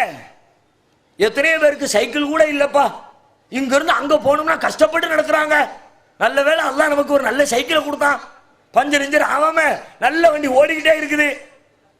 இருக்கிறதை நினைத்து பார், மகிழ்ச்சி தானாக வரும். நீ எதுக்கு இல்லாத டூ வீலரு, இல்லாத காரு, இல்லாத பைக்கை தேடுற? இருக்குதுல்ல. அல்லாஹ் என்ன ஒண்ணுமே இல்லாம ஆக்கிட்டானா? பல பேர் அப்படித்தான் நினைக்கிறார்கள். எல்லோ மற்றவர்களுக்கெல்லாம் கொடுத்தான், நமக்கு ஒண்ணுமே கொடுக்கல. நம்ம புருஷனுக்கு நம்ம பொஞ்சாதிக்கு ஒண்ணுமே கொடுக்கல. அல்லாஹ் கொடுத்தது ஏராளம். இன்னொரு கோணத்தில் சிந்திச்சு பாருங்க. அல்லாஹ் உங்களுக்கு அவர்கிட்ட இருக்கிறது இவர்கிட்ட இல்லைன்னு நினைக்கிறீங்கல்ல, இந்த மாதிரி இவர்கிட்ட இருக்கிற பல விஷயம் அவர்கிட்ட இல்லையே. சரி, இவர்கிட்ட வந்து பணம் இல்லை, அழகு இல்லை, அதனால இவர் நவுட்டிடுவோம். பணம் உள்ளவரை கெட்டிக்குவோம், கெட்டியாச்சு. அவர்கிட்ட 100% எல்லாம் இருக்குமா? நீங்கள் விரும்பிய பணம் இருக்கும், நீங்கள் விரும்பிய அழகு இருக்கும். உங்களை நல்ல முறையிலே கவனித்துக் கொள்கிற நற்குணம் இருக்குமா? உங்களை சிடு சிடுவென்று பேசாத பொறுமை இருக்குமா? உங்களின் குடும்ப வேலைகளில் ஒத்துழைப்பு செய்யக்கூடிய பண்பு இருக்குமா? இவர்கிட்ட இருந்திருக்கும். அப்ப நினைப்பார், ஐயோ அவர் கூட வாழ்ந்திருக்கலாம் போல இருக்க, இவன் நிமிஷத்துக்கு நிமிஷம் திட்டி தீக்கான போ, இப்ப அடுத்து இன்னொரு புருஷனை தேடு அல்லது இன்னொரு பஞ்சாதியை தேடு, தேடிக்கிட்டே போ. உலகத்துல 100% திருப்தியை ஏற்படுத்துகிற ஒரு ஆண் இருக்கிறாளா, ஒரு பெண் இருக்கிறாளா? 100% யாருங்க? அல்லாஹ் சிலருக்கு சிலதை கொடுக்குறான், சிலதை எடுக்கிறான். எல்லாத்தையும் சிறப்பாகவே ஆக்கி வச்சா உலகமே இயங்காதுங்க. எல்லாத்துக்கும் எல்லாத்தையும் கொடுத்து விட்டான். இங்க இருக்கிற எல்லாருமே 10 கோடி ரூபாய்க்கு அதிபதி. ஒரு பேச்சுக்கு வச்சுக்குவோமே, கார் இருக்குது, பங்களா இருக்குது, தோட்டத்துறவு இருக்குது, எல்லாம் இருக்குது. டோட்டலா இருக்க எல்லாருமே பெரிய செல்வந்தர்கள், கோடீஸ்வரர்கள். குறிச்சு வச்சுக்கோங்க, அடுத்த மாசம் இங்க ஒரு பையன் உசுரோடு இருக்க மாட்டான். ஏன்? 10 கோடி ரூபாய் காசு இருக்குது, என் வீட்டில் வேலை செய்யற கால் வேணும்ல, என் வீட்டு கழிவறையை சுத்தப்படுத்தணும்ல, எனக்கு வயல்ல இறங்கி களை பறிச்சு நாத்து நட்டு நெல் விதைச்சு நெல் அறுவடை பண்ணி நான் திங்கிறதுக்கு அரிசி தரணும்ல. யார் இந்த வேலையை செய்வா? என் வீட்டு வயல்ல வந்து வேலை செய்யணும், என் வீட்டு வயல்ல வந்து வேலை செய்யறா. ஏன்னா அவனு தான் 10 கோடிக்கு அதிபதி. வயல்ல வேலை செய்ய ஆள் இருக்காது, துணி தைக்க ஆள் இருக்காது, உணவு சமைக்க ஆள் இருக்காது, வீடு கட்ட ஆள் இருக்காது. பணக்காரன் மட்டும் இருந்தா வேலை எப்படிப்பா நடக்கும்? ஒருத்தன் பணக்காரனா, ஒருத்தன் ஏழை, அப்பதான் உலகம் இயங்கும். அல்லாஹ் அவனுக்கு என்ன கொடுத்தானோ அதை விட வேறொன்றை இவனுக்கு கொடுத்திருப்பான். அவனுக்கு பணம் இருக்கிறது நினைக்கிறீர்கள், ஆனால் இவனுக்கு மகிழ்ச்சி இருக்குமே, ஆரோக்கியம் இருக்குமே, அழகு இருக்கிறது என்று நினைப்பீர்கள். அவர் எவ்வளவு கலரா இருக்காரு பாரு. பொம்பளைங்களை விட ஆம்பளைங்களை குறை சொல்லி ஆகணும். பெண்ணு பார்க்கும் பொழுது பெண்கள் கூட, ஏன்னா பெண்கள் தள்ளிவிடக்கூடிய கட்டாயத்தில் சமூக அமைப்பு இருக்கிறதுனால பெண்களுக்கு வச்சிருக்கிற குவாலிபிகேஷன் கம்மி. மாப்பிள்ளை பார்க்கும் பொழுது ஓரளவுக்கு பார்த்துட்டு சரி கட்டி கொடுப்பான்வான். ஆனா மாப்பிள்ளை பெண்ணை தேடுவார் எப்படி? இவர் கொஞ்சம் கலரா இருந்துடக்கூடாது, அப்படியே சுண்டுனா ரத்தம் வர்ற மாதிரி இருக்கணும். அப்படின்னா ஆஸ்பத்திரியில் நோயாளி படுத்து கிடப்பாள், அவளுக்கு தான் ரத்தம் வரும் சுண்டுனா. சொல்லுவாங்க செக்கச்சதேர்னு, செக்கச்சதேர்னு ஒருத்தர் கட்டிட்டு வந்தப்பா, ஒருத்தர் கண்ணங்கரேன்னு ஒருத்தர் கட்டிட்டு வந்தாருப்பா. நீ அழகுன்னு பார்த்த, இந்த கருப்புல ஆரோக்கியம் இருக்குமே, அதை யோசிக்க மறந்துட்டிய. அழகு என்ற கோணத்தில் அவளை கட்டியவன் திருப்தி அடையட்டும், ஆரோக்கியம் என்ற கோணத்தில் இவளை கட்டியவன் திருப்தி அடையட்டும். நெசமா உண்மையில கலர் அடிப்படையில் நீங்க சொல்றதா இருந்தா குவாலிட்டியான கலர் என்ன கலர் தெரியுமா? குடும்ப வாழ்க்கையில கலர் பெரிய பஞ்சாயத்து தானங்க. போட்டோ கொண்டா எதுக்கு, என்ன கலர்னு பார்க்கத்தானே. கலர்ல குவாலிட்டியான கலர் என்ன தெரியுமா? சயின்டிபிக்கா சொல்றதா இருந்தா சிகப்பு வெள்ளை எல்லாம் குவாலிட்டியே கிடையாது, தரம் குறைஞ்ச லெதர். இந்த லெதர் இருக்குல்ல, நல்ல பியூர் ஒயிட்டா இருந்துச்சுன்னு வச்சுக்குவோம், ரொம்ப லோ லெவல் லெதர்னு அர்த்தம். அந்த ஸ்கின் லோ லெவல் ஸ்கின். பாருங்களேன், வெள்ளாட்டுக்காரனே ஐரோப்பா அமெரிக்கா வெள்ளைக்காரன் பூரா என்ன பண்றான்? பூரா உடம்புல நோய் வந்து அந்த விட்டமின் இல்லை, இந்த விட்டமின் இல்லை, அதுக்கு என்னப்பா பண்ணணும்? எல்லாத்தையும் கழட்டி போட்டு சூரியன் நோக்கி கிடக்கணும். கிடக்கிறானா இல்லையா? சன் பாத் கடற்கரையில் போய் பாருங்க. நம்மள எத்தனை பேர் நம்ம வெயிலுக்கு போனோம்னா ஐயோ வெயில் வெயிலுங்கிறோம், சூடு தாங்க முடியல வீட்டுக்கு போவோங்கிறோம். ஒரு நாள் மாநாடு நடத்துறதுக்கு ஒரு 100 கூடாரம் அடிக்கிறோம். எதுக்கு? வெயிலில் உட்காந்துருவோமே, வெயில் அடிப்போமே. அவன் வெயிலாம் சட்டையை கழட்டி போட்டுட்டு ட்ரௌசரை கழட்டி போட்டுட்டு கையை காலை வச்சுட்டு ஆடு காலையில சாயங்காலம் வரைக்கும் வெயிலில் கிடக்கும். ஏன்? டாக்டர் சொல்லிவிட்டாரு, உன் தோல் வெள்ளத்தோல்றா, வெள்ளத்தோல்ல நிறைய அந்த விட்டமின் சி மாதிரியான பொருட்களை இழுத்து கொள்ளக்கூடிய கெப்பாசிட்டி இல்லப்பா, அதனால சூரியன்ல இருக்குது, சூரிய வெளிச்சத்துல போய் நல்லா படுத்து அந்த சக்தியை வாங்கிக்க, அப்பதான் ஆரோக்கியமா இருப்ப. அவன் படுத்து உருள்றான். இவன் கருப்பன் எடுத்துக்கங்க, கருப்பனுக்கு ஆல்ரெடி எல்லாம் பெர்ஃபெக்ட், இந்த ஸ்கின் சூப்பர் ஸ்கின்ப்பா, ஓ ஓடு. இப்ப என்ன நினைக்கணும்? சிவப்பு சிவப்புன்னு தேடுனிய, சிகப்பிலே அழகு என்ற கோணத்தில் உனக்கு சிறப்பு, அதற்காக கருப்பு இழுக்கா? அவமரியாதையா? அசிங்கமா? தேவையில்லாததா? அதிலே ஒன்று மைனஸ், இதுல ஒன்று பிளஸ், இதுல ஒன்று பிளஸ், அதுல ஒன்று மைனஸ். இதுல அழகு குறைவு ஆரோக்கியம் கூட, அதுல ஆரோக்கியம் குறைவு அழகு கூட. அவன் லெவலுக்கு சந்தோஷப்பட்டு போ. அழகா இருக்குல்ல, அழகா உள்ளவன் அழகை பாரு, ஆரோக்கியம் உள்ள ஆரோக்கியத்தை பாரு. இருக்கிறத பார்க்காம கருப்பானவர்களை திருமணம் செய்தவர்கள் சிவப்பானவர்களே தேடுவது. நல்ல அளவுள்ளவர்களை திருமணம் முடித்து விட்டு ஆரோக்கியமே இல்லையே, சம்பாதிக்கிற காசை பூரா கொண்டு போய் ஹாஸ்பிட்டல்ல கொட்டுறமே, நல்ல ஆரோக்கியமான ஒரு ஜோடியை தேர்ந்தெடுத்திருக்க கூடாதா? இருப்பதை நினைத்து பாருங்களேன். மனித வாழ்க்கையில் மகிழ்ச்சிக்கு அடிப்படை உங்களுக்கு அல்லாஹ் என்ன கொடுத்திருக்கிறானோ, என்ன வாழ்க்கையை தந்திருக்கிறானோ அந்த வாழ்க்கை சிறந்த வாழ்க்கை என்று இருப்பதையெல்லாம் யோசித்து பார்த்தால் மகிழ்ச்சி தானாக வரும். இல்லாததை தேடி பார்த்தால் தானாக மகிழ்ச்சி தொலைந்து போகும். ஒரு ஹோட்டலுக்கு போயிட்டு வர்றீங்க, நல்ல ஹோட்டல், சாப்பிட போறீங்க, சாப்பிட்டுட்டு வெளியே வர்றீங்க. எப்படி வரணும்? ஒரு மனுஷன் எப்படி வரணும்? சாப்பிட்டுட்டு வெளியில வர்றவன் சாப்பிட்ட சாப்பாடு நினைச்சுக்கிட்டே வரணும். சூப்பரா ஒரு கொத்து புரோட்டா வச்சாயா, நெய் கீயெல்லாம் போட்டு அடிச்சு தூள் பரட்டி தந்தான், ஃபர்ஸ்ட் கிளாஸ். அந்த உப்பு உரப்பு மிளகுத்தப்படி கொச்சிக்காப்பு எல்லாத்தையும் போட்டு ஐயா நம்ம கோக்கியர் தாயா, கோக்கியர்னா சமைக்காரு, அவர் தூள் கிளப்பிட்டாரா சூப்பர்ரா இப்படின்னு என்னத்தை சாப்பிட்டானோ அதை நினைச்சிட்டு வந்தோம்னா 2 நாளைக்கு சந்தோஷமா இருக்கலாம். நல்ல சாப்பாடுப்பா, போனோம் அன்னைக்கு மாநாட்டுக்கு சிலாபத்துக்கு போகும்போது 15 ரூபா வாங்கினாலும் கொடுத்தாங்கப்பா நல்ல சாப்பாடு, என்னத்தை தின்னமோ அதை நினைச்சா சந்தோஷம். கடையில் போய் பார்க்குறோம், சாப்பிட உட்கார்ந்தோம், சாப்பிட்டுட்டு வெளியே வந்தோம். சாப்பிட உட்கார்ந்த ஹோட்டலில் என்னெல்லாம் இருக்கும்? நம்ம சாப்பிட சாப்பாடு மட்டுமா இருக்கும்? அது மாதிரி 100 வெரைட்டி வச்சிருப்போம். நம்ம 100ஐயும் நின்றுப்போமா? ஒன்னே ஒன்று தான் நின்றுப்போம். ஒரு புரோட்டாவை தின்னோம்னா திங்காத சப்பாத்தி இருக்கும், திங்காத நாணி இருக்கும், சிக்கன் இருக்கும், மட்டன் இருக்கும், ஃபிஷ் இருக்கும், பீஃப் இருக்கும், இன்னும் என்னென்னலாம் வச்சிருக்காங்க அதெல்லாம் இருக்கும். 99 ஐட்டம் தின்றுக்க மாட்டோம், ஒரே ஒரு ஐட்டம் தான் தின்றுப்போம். வெளியில வரும்போது ஐயோ அந்த சிக்கனை திங்கலையே, அந்த மட்டனை திங்காம போயிட்டனே, அந்த ஆட்டுக்கால் சூப்பை குடிக்கலையே, அந்த ஃப்ரைட் ரைஸை திங்கலையே, இந்த ஊறுகாயை தொட்டு பார்க்கலையே, காலம் பூரா புலம்பியே சாவுனி. ஏன்னா தின்னவே நினைச்சிட்டு வாங்க சந்தோஷமா, நான் தின்னப்பா நல்லா இருந்துச்சுப்பா. இருக்கிறத என்னைக்குமே நினைக்கிறது இல்லை, இல்லாததே தேடு. குடும்ப வாழ்க்கையின் பிரச்சனைக்கு அடிப்படைகளில் ஒன்று, என் கணவனிடத்தில் என்ன இருக்கிறது, என் மனைவியிடத்தில் என்ன இருக்கிறது. என் கணவன் பொருள் இல்லாமல் இருக்கலாம், ஆனால் குடும்பத்தை மகிழ்ச்சியோடு கொண்டு செல்கிறானே. என்ன ஒரு நாள் சுடு சொல்லு பேசினது இல்லையே, என் வீட்டுக்கு வந்தா எனக்கு அவ்வளவு ஹெல்ப் பண்றாரு, விடுமுறை நாள்ல என்ன கூட்டிட்டு போறாரு, சைக்கிள்ல தூக்கி வச்சுட்டு கடற்கரையை அறுத்துறாரு. அதை நினைச்சு பாருங்க. அதை விட்டுவிட்டு இல்லாததையே தேடிக்கொண்டிருந்தால் ஒரு அருமையான வரலாற்று செய்தி. இருப்பதை நினைத்தால் மனித வாழ்க்கை எந்த அளவிற்கு மகத்துவம் பெறும் என்பதற்கு ஒரு அற்புதமான வரலாற்று செய்தி நபி இப்ராஹிம் அலைஹிஸ்ஸலாத்துடைய வரலாறு.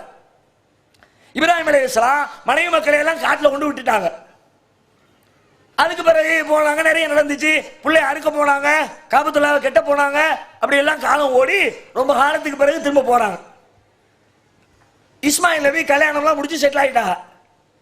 வீட்டில் போய் இஸ்மாயில் நபி வீட்டில் போய் கேட்குறாங்க, ஏமா இஸ்மாயில் இருக்காங்களா?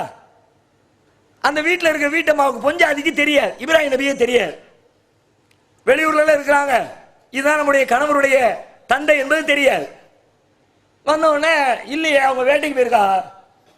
அப்படியா, எப்படி இருக்கிய, அவங்க வாழ்க்கைலாம் எப்படி போய்கிட்டு இருக்கு? என்னத்த வாழ்க்கை, வாழ்க்கையா வாழ்க்கை, செத்த வாழ்க்கை, ஒன்றும் இல்லை, சந்தோஷம் இல்லை, நிம்மதி இல்லை.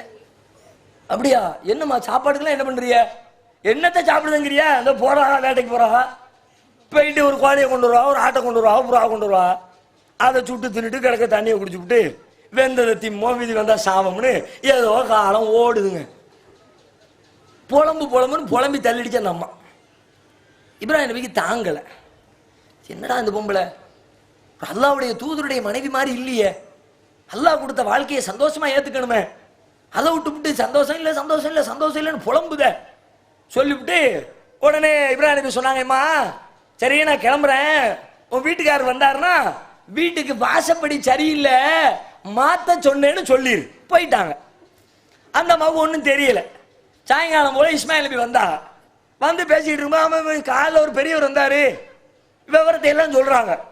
சொன்னா ஆள் அடையாளத்தை எல்லாம் வச்சு இஸ்மாயில் நபி கெஸ் பண்ணிட்டாங்க, நம்ம வாப்பா தான் வந்திருக்கிறாங்க. அப்படியா வந்து என்ன சொன்னாங்க, வீட்டுக்கு வாசப்படி சரியில்லையாங்க மாத்தணுமா. உடனே இஸ்மாயில் நபி சொன்னாங்க, அம்மனி வீட்டுக்கு வாசப்படின்னு சொன்னது வீட்டில் உள்ள வாசப்படி இல்ல, வீட்டுக்குள்ள இருக்க ஒன்னதான் சொல்லியிருக்காங்க. போ, எங்க ஊர் பாஷையில நீ வீடு வாசப்படினா வீட்டு கொஞ்சம் அரின அர்த்தம், வீட்டுக்கு அரின அர்த்தம். நீ எனக்கு செட் ஆக மாட்டேன்னு எங்க பாப்பா சொல்லிட்டாங்க, அதனால உனக்கு ஒரு சலாம் போடுறேன், கிளம்பு வீட்டுக்குன்னு பத்தி விட்டா. அதுக்கப்புறம் கொஞ்சம் காலம் ஆச்சு, திரும்ப வர்றாங்க, வேறொரு திருமணத்தை செஞ்சு குடும்பம் நடத்திக்கிட்டு இருக்கிறாங்க. இப்போ நம்ம வீட்டில் வந்து கேட்குறாங்க, ஆள் இல்லை, இஸ்மாயில் எங்கள் வேட்டைக்கு போயிருக்கா. அப்படி அவங்க வாழ்க்கையில் எப்படிமா போகுது? எங்களுக்கு நாங்கள் சந்தோஷமா இருக்கோம், அல்ஹம்துலில்லாஹ், அல்லாஹ் எங்களை ரொம்ப சூப்பராக பரக்கத்தா வச்சிருக்கான். அப்படியா? சாப்பாட்டுக்கெல்லாம் என்ன பண்ணுவிய? போறாங்கல்ல வெளியே வேட்டைக்கு, போயிட்டு கொண்டு வருவாங்கல்ல நைட்டு சாப்பாடு, ஏதாவது இறைச்சி கொண்டு வருவாங்க, அதை பொறிச்சு கிடிச்சு சாப்பிடுவோம். பக்கத்துல சம்சம் தண்ணி வேற இருக்குது, அள்ளி அள்ளி குடிச்சுக்குவோம். இதை விட வேற எங்களுக்கு வேணும், சந்தோஷமா இருக்குமே. இப்ராஹிம் நபிக்கு சந்தோஷமா தாங்க முடியல. திருப்தி என்றால் இதுவல்லவா திருப்தி? கொஞ்சம் கற்பனை பண்ணி பாருங்கள்.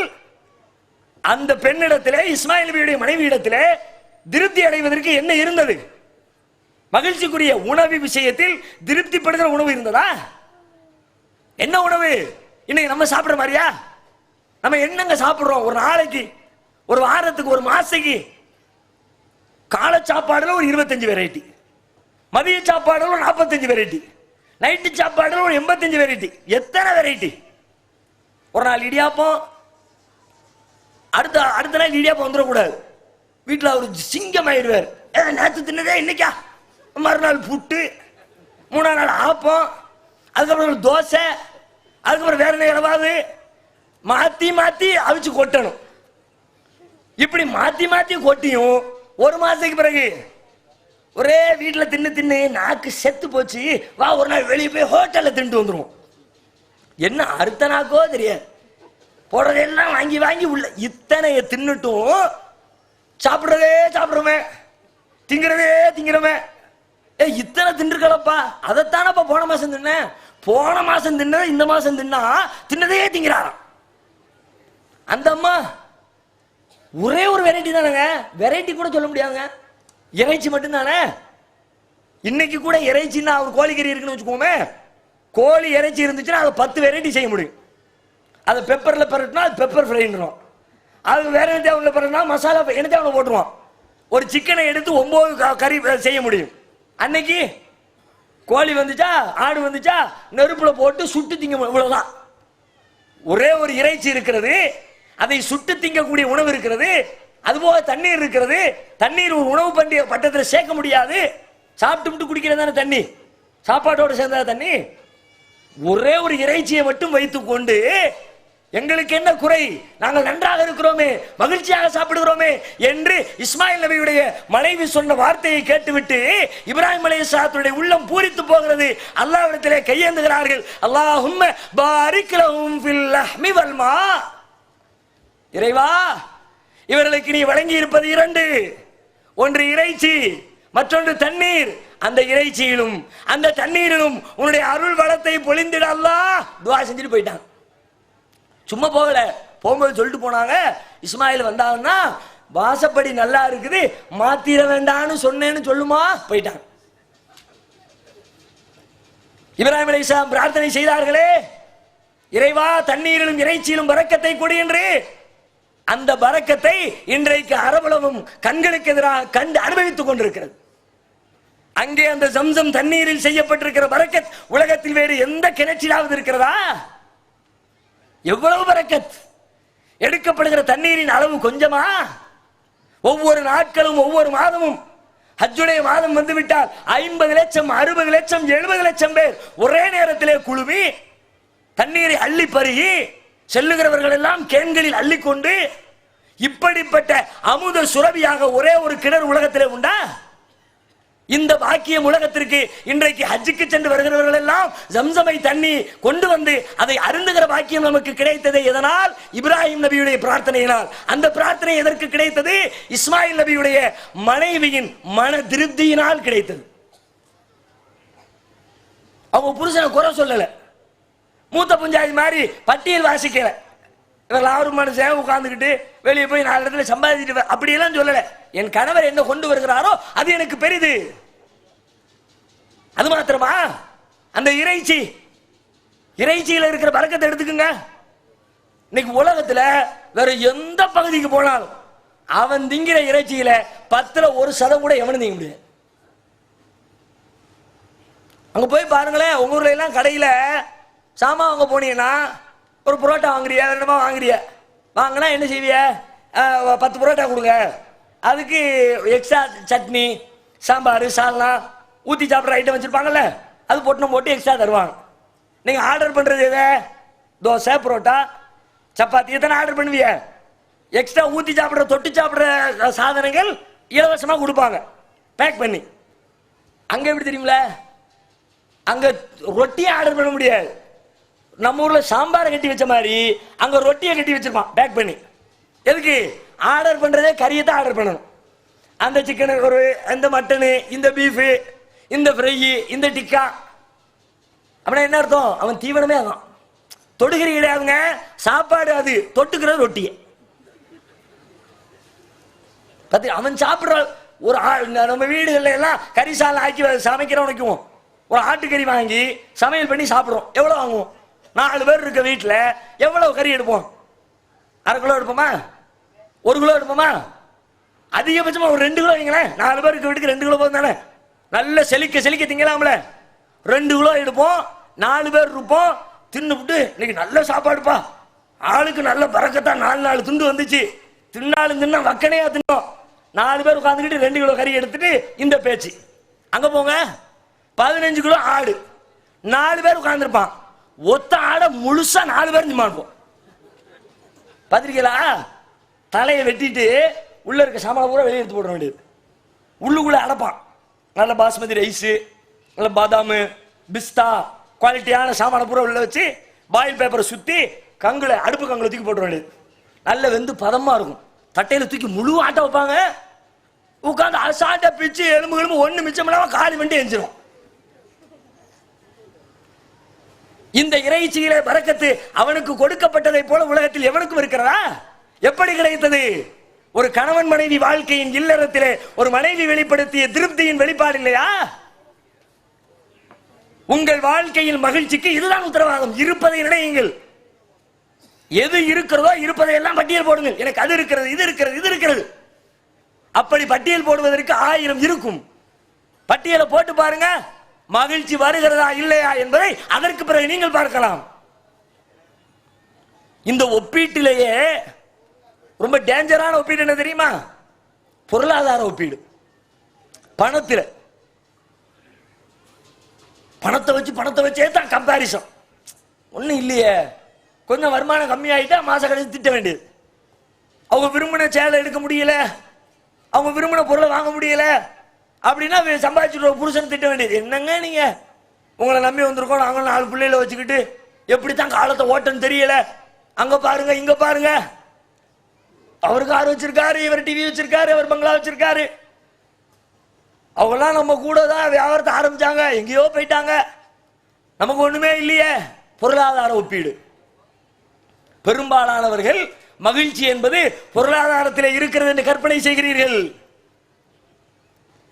அதற்காக வாழ்க்கையின் நிஜமான இன்பங்களை கூட இழக்கிறீர்கள். சொல்ல வேண்டிய முக்கிய செய்தி என்ன செய்தி? இந்த பொருளாதார ஒப்பீட்டினால் இன்றைக்கு நம்முடைய சமூகத்தில் ஏற்பட்டிருக்கிற கேடு என்ன தெரியுமா? சொந்த ஊர்ல பொருள் தேட வழி இல்லை, பெரிய அளவில் வருமானம் இல்லை, அதனால வெளிநாட்டில் போய் பணம் சம்பாதிப்போம்னு மனைவி மக்களை ஊரிலே விட்டுவிட்டு வெளிநாடுகளுக்கு பயணப்படுகிற கொடுமை நம்முடைய சமுதாயத்திற்கு ஏற்பட்டிருக்கிற அவலம். எப்படிங்க முடியும்? சாத்தியமாது? நடைமுறையில் செய்து கொண்டுதான் இருக்கிறார்கள். ஆனால் கேட்க வேண்டிய, சிந்திக்க வேண்டிய விஷயம் என்னவென்றால், திருமணம் செய்தது எதற்கு? கல்யாணம் முடிச்சு ஒரு பொம்பளை கல்யாணம் முடிச்சல, ஒரு ஆம்பளை கல்யாணம் முடிச்சல. ஏன் கல்யாணம் முடிச்சது? 2 பேரும் சேர்ந்து வீடு கட்டவா? 2 பேரும் சேர்ந்து கார் வாங்கவா? எதுக்கு கல்யாணம் முடிச்சிய?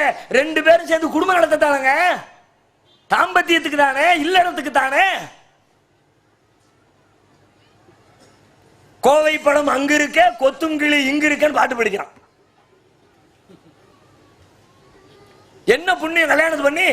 திருமறை குர்ஆனில் அல்லாஹ் சொல்லுகிறான், உன்ன லிபாசுல்லக்கும் அன்தும் லிபாசுல்லஹுன், நீங்கள் அவர்களுக்கு ஆடை, அவர்கள் உங்களுக்கு ஆடை. ஆடை என்றால் ஆடை எப்பொழுதும் மேனியிலே இணைந்திருக்க வேண்டும், அதுதான் ஆடை. ஆடை இல்லாத தருணங்களை போய் யோசிங்க. அல்லாஹ் நமக்கு சொன்ன ஒப்பீடு என்ன தெரியுமா? புருஷன் பொஞ்சாதிக்கு, புருஷனுக்கு பொஞ்சாதி ட்ரெஸ், பொஞ்சாதிக்கு புருஷன் ட்ரெஸ். ட்ரெஸ்னா எப்போதும் இருக்கணும், சேர்ந்து இருக்கணும். வாங்கின ட்ரெஸ் பூரா பீரோல வச்சு விட்டால் ஆந்துரும். பிறந்த மேனியோட வா. ஒரு நாளில் எத்தனை நிமிடங்கள் ஆடையிலிருந்து நாம் விலகி இருக்கிறோம்? அவசியத்திற்குரிய ஒரு சில நிமிடங்களை தவிர மற்ற எல்லா நேரங்களிலும் உடலோடு பின்னி பிணைந்திருக்கிறது ஆடை. அல்லாஹ் திருமறையிலே ஆடையை ஒப்பிட்டாலேயே, ஆடை எப்படி இணைந்திருக்கிறதோ அதுபோல சதா சர்வ காலமும் ஒரு கணவனும் மனைவியும் தன்னுடைய வாழ்க்கையில இல்லறத்திலே இணைந்தே இருக்க வேண்டும். இணைந்தே இருத்தலாம், ரூமுக்குள்ளே இருத்தலாம் அர்த்தம் கிடையாது. சேர்ந்து இருத்தல், ஒரு ஊர்ல ஒரே இடத்துல ஒரே ஏரியாவில். ஏன்னா இதை சொன்ன அப்படியே சில பேர் அர்த்தம் எடுப்பான், ட்ரெஸ் மேலே தானே கிடக்கு, அப்ப மேலே தான் கிடக்கணும், அப்படி அர்த்தம் கிடையாது.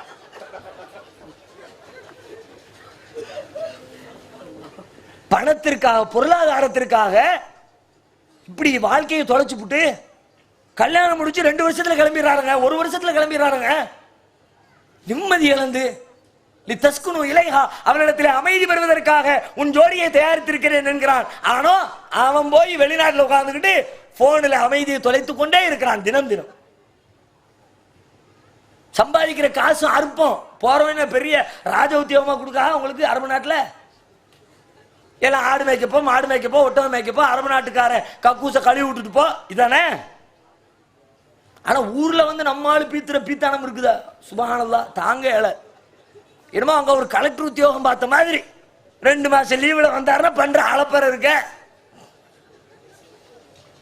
இஸ்லாத்துல அல்லாஹ்வுடைய இபாதத்தின் பெயரால் கூட ஒரு கணவனும் மனைவியும் தன்னுடைய இல்லற இன்பங்களை தொலைக்க கூடாது என்று சொல்லி தந்திருக்கிற மார்க்கம் இஸ்லாம். எத்தனை நிகழ்ச்சி நபிகளாரிடத்தில் ஒரு வழக்கு கொண்டு வருகிறவர் யார்? சஃப்வான் இப்னு முஅத்தல் என்ற நபித்தோழருடைய மனைவி. கொண்டு வரப்படுகிற வழக்கு என்ன? அல்லாஹ்வுடைய தூதரே, எவ்ரிபடி இதா சல்லைத்து, நான் தொழுதால் இவர் என்னை அடிக்கிறார். யாரு?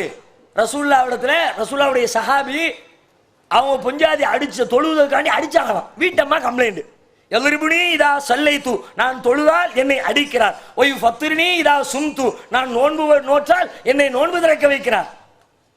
நோன்பு வைக்க விட மாட்டேங்கிறாரு, தொலை விட மாட்டேங்கிறாரு.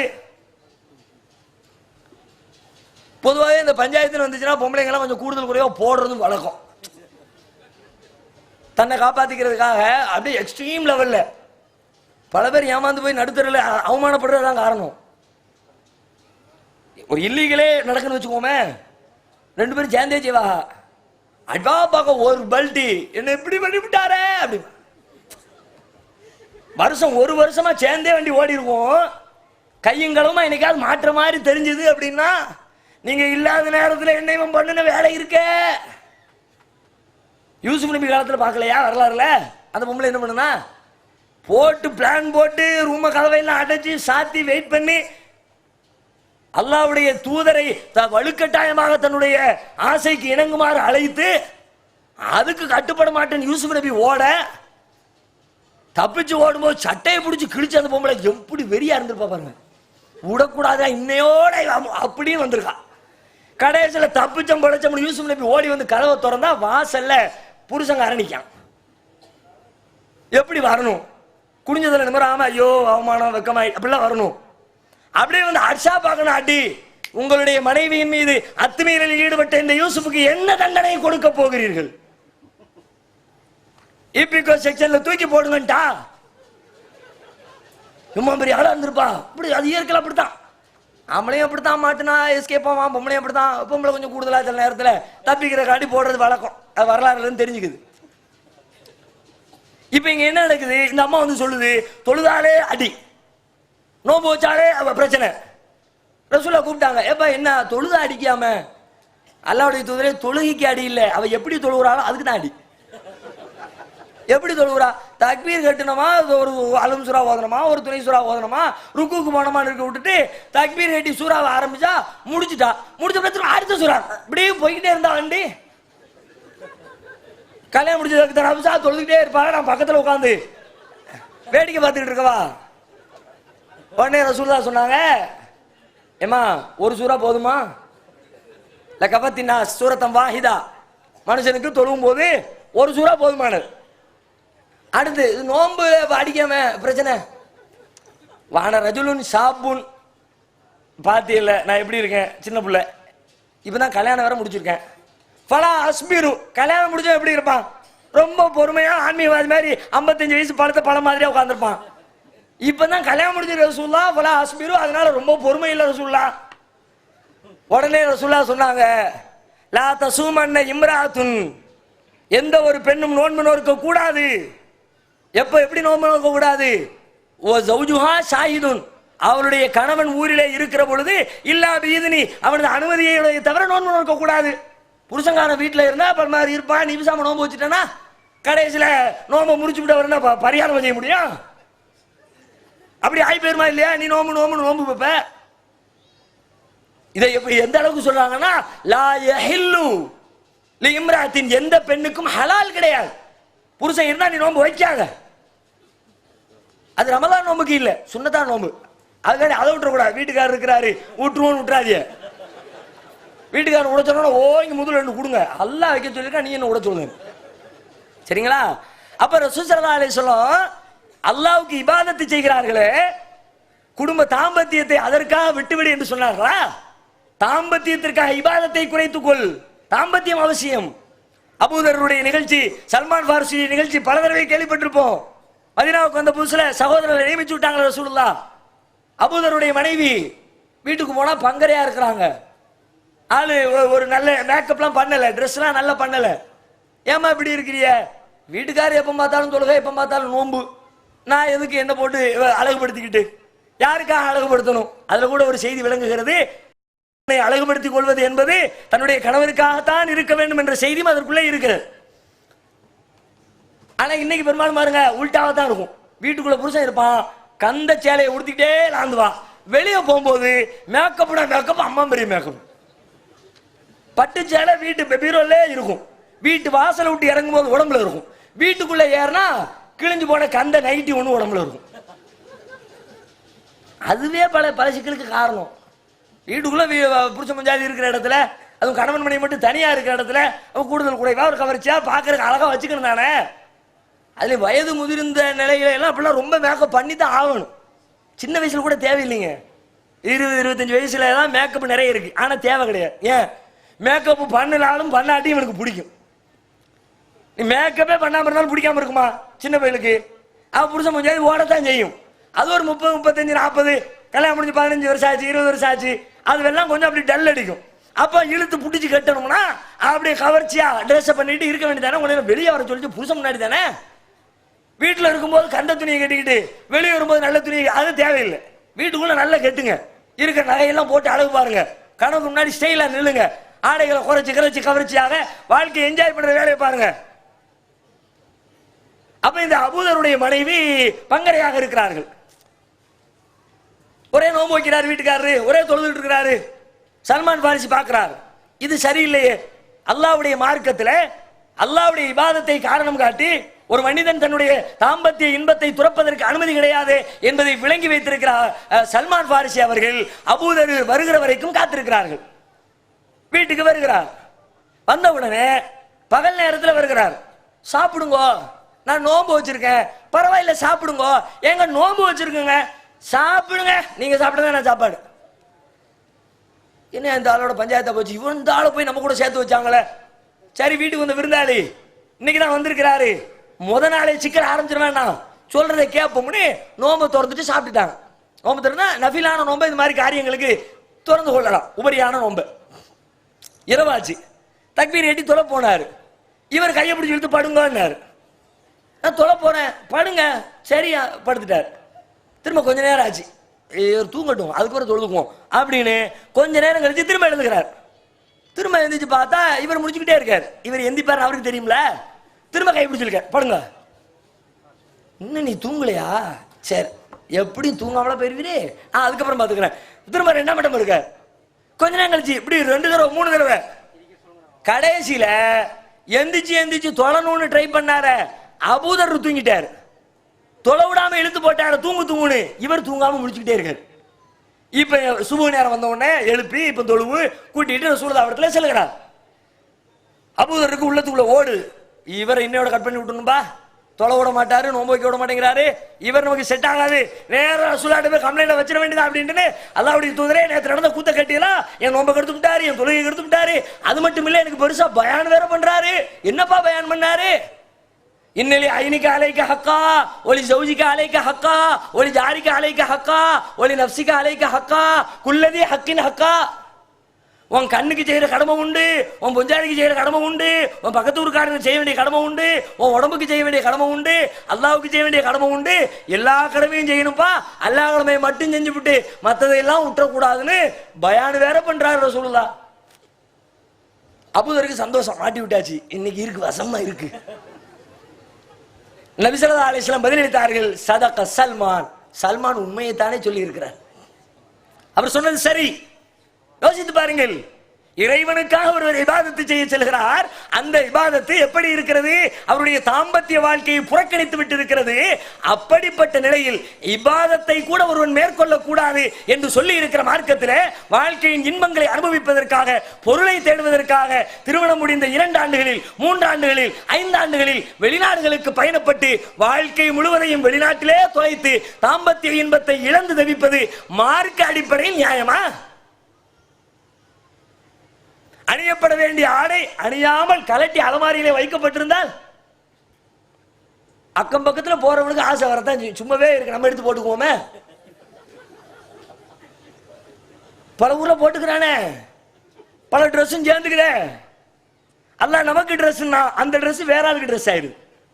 ஓம் முஞ்சாதி உனக்கு ட்ரெஸ்ஸுப்பா, ஓம் புருஷன் உனக்கு ட்ரெஸ்ஸுமா. இப்ப அந்த ட்ரெஸ் எங்க போச்சு?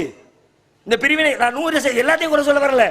இறையச்சத்தோடு நல்ல முறையில் இருக்கிற மக்கள் கணிசமாக இருந்தாலும் கூட பல ஊர்களில் பாலியல் ரீதியாக ஒழுக்க சீர்கேடுகளுக்கு அடிப்படையாக இருப்பது திருமணம் ஆனதற்கு பிறகு இருவரும் பிரிவது.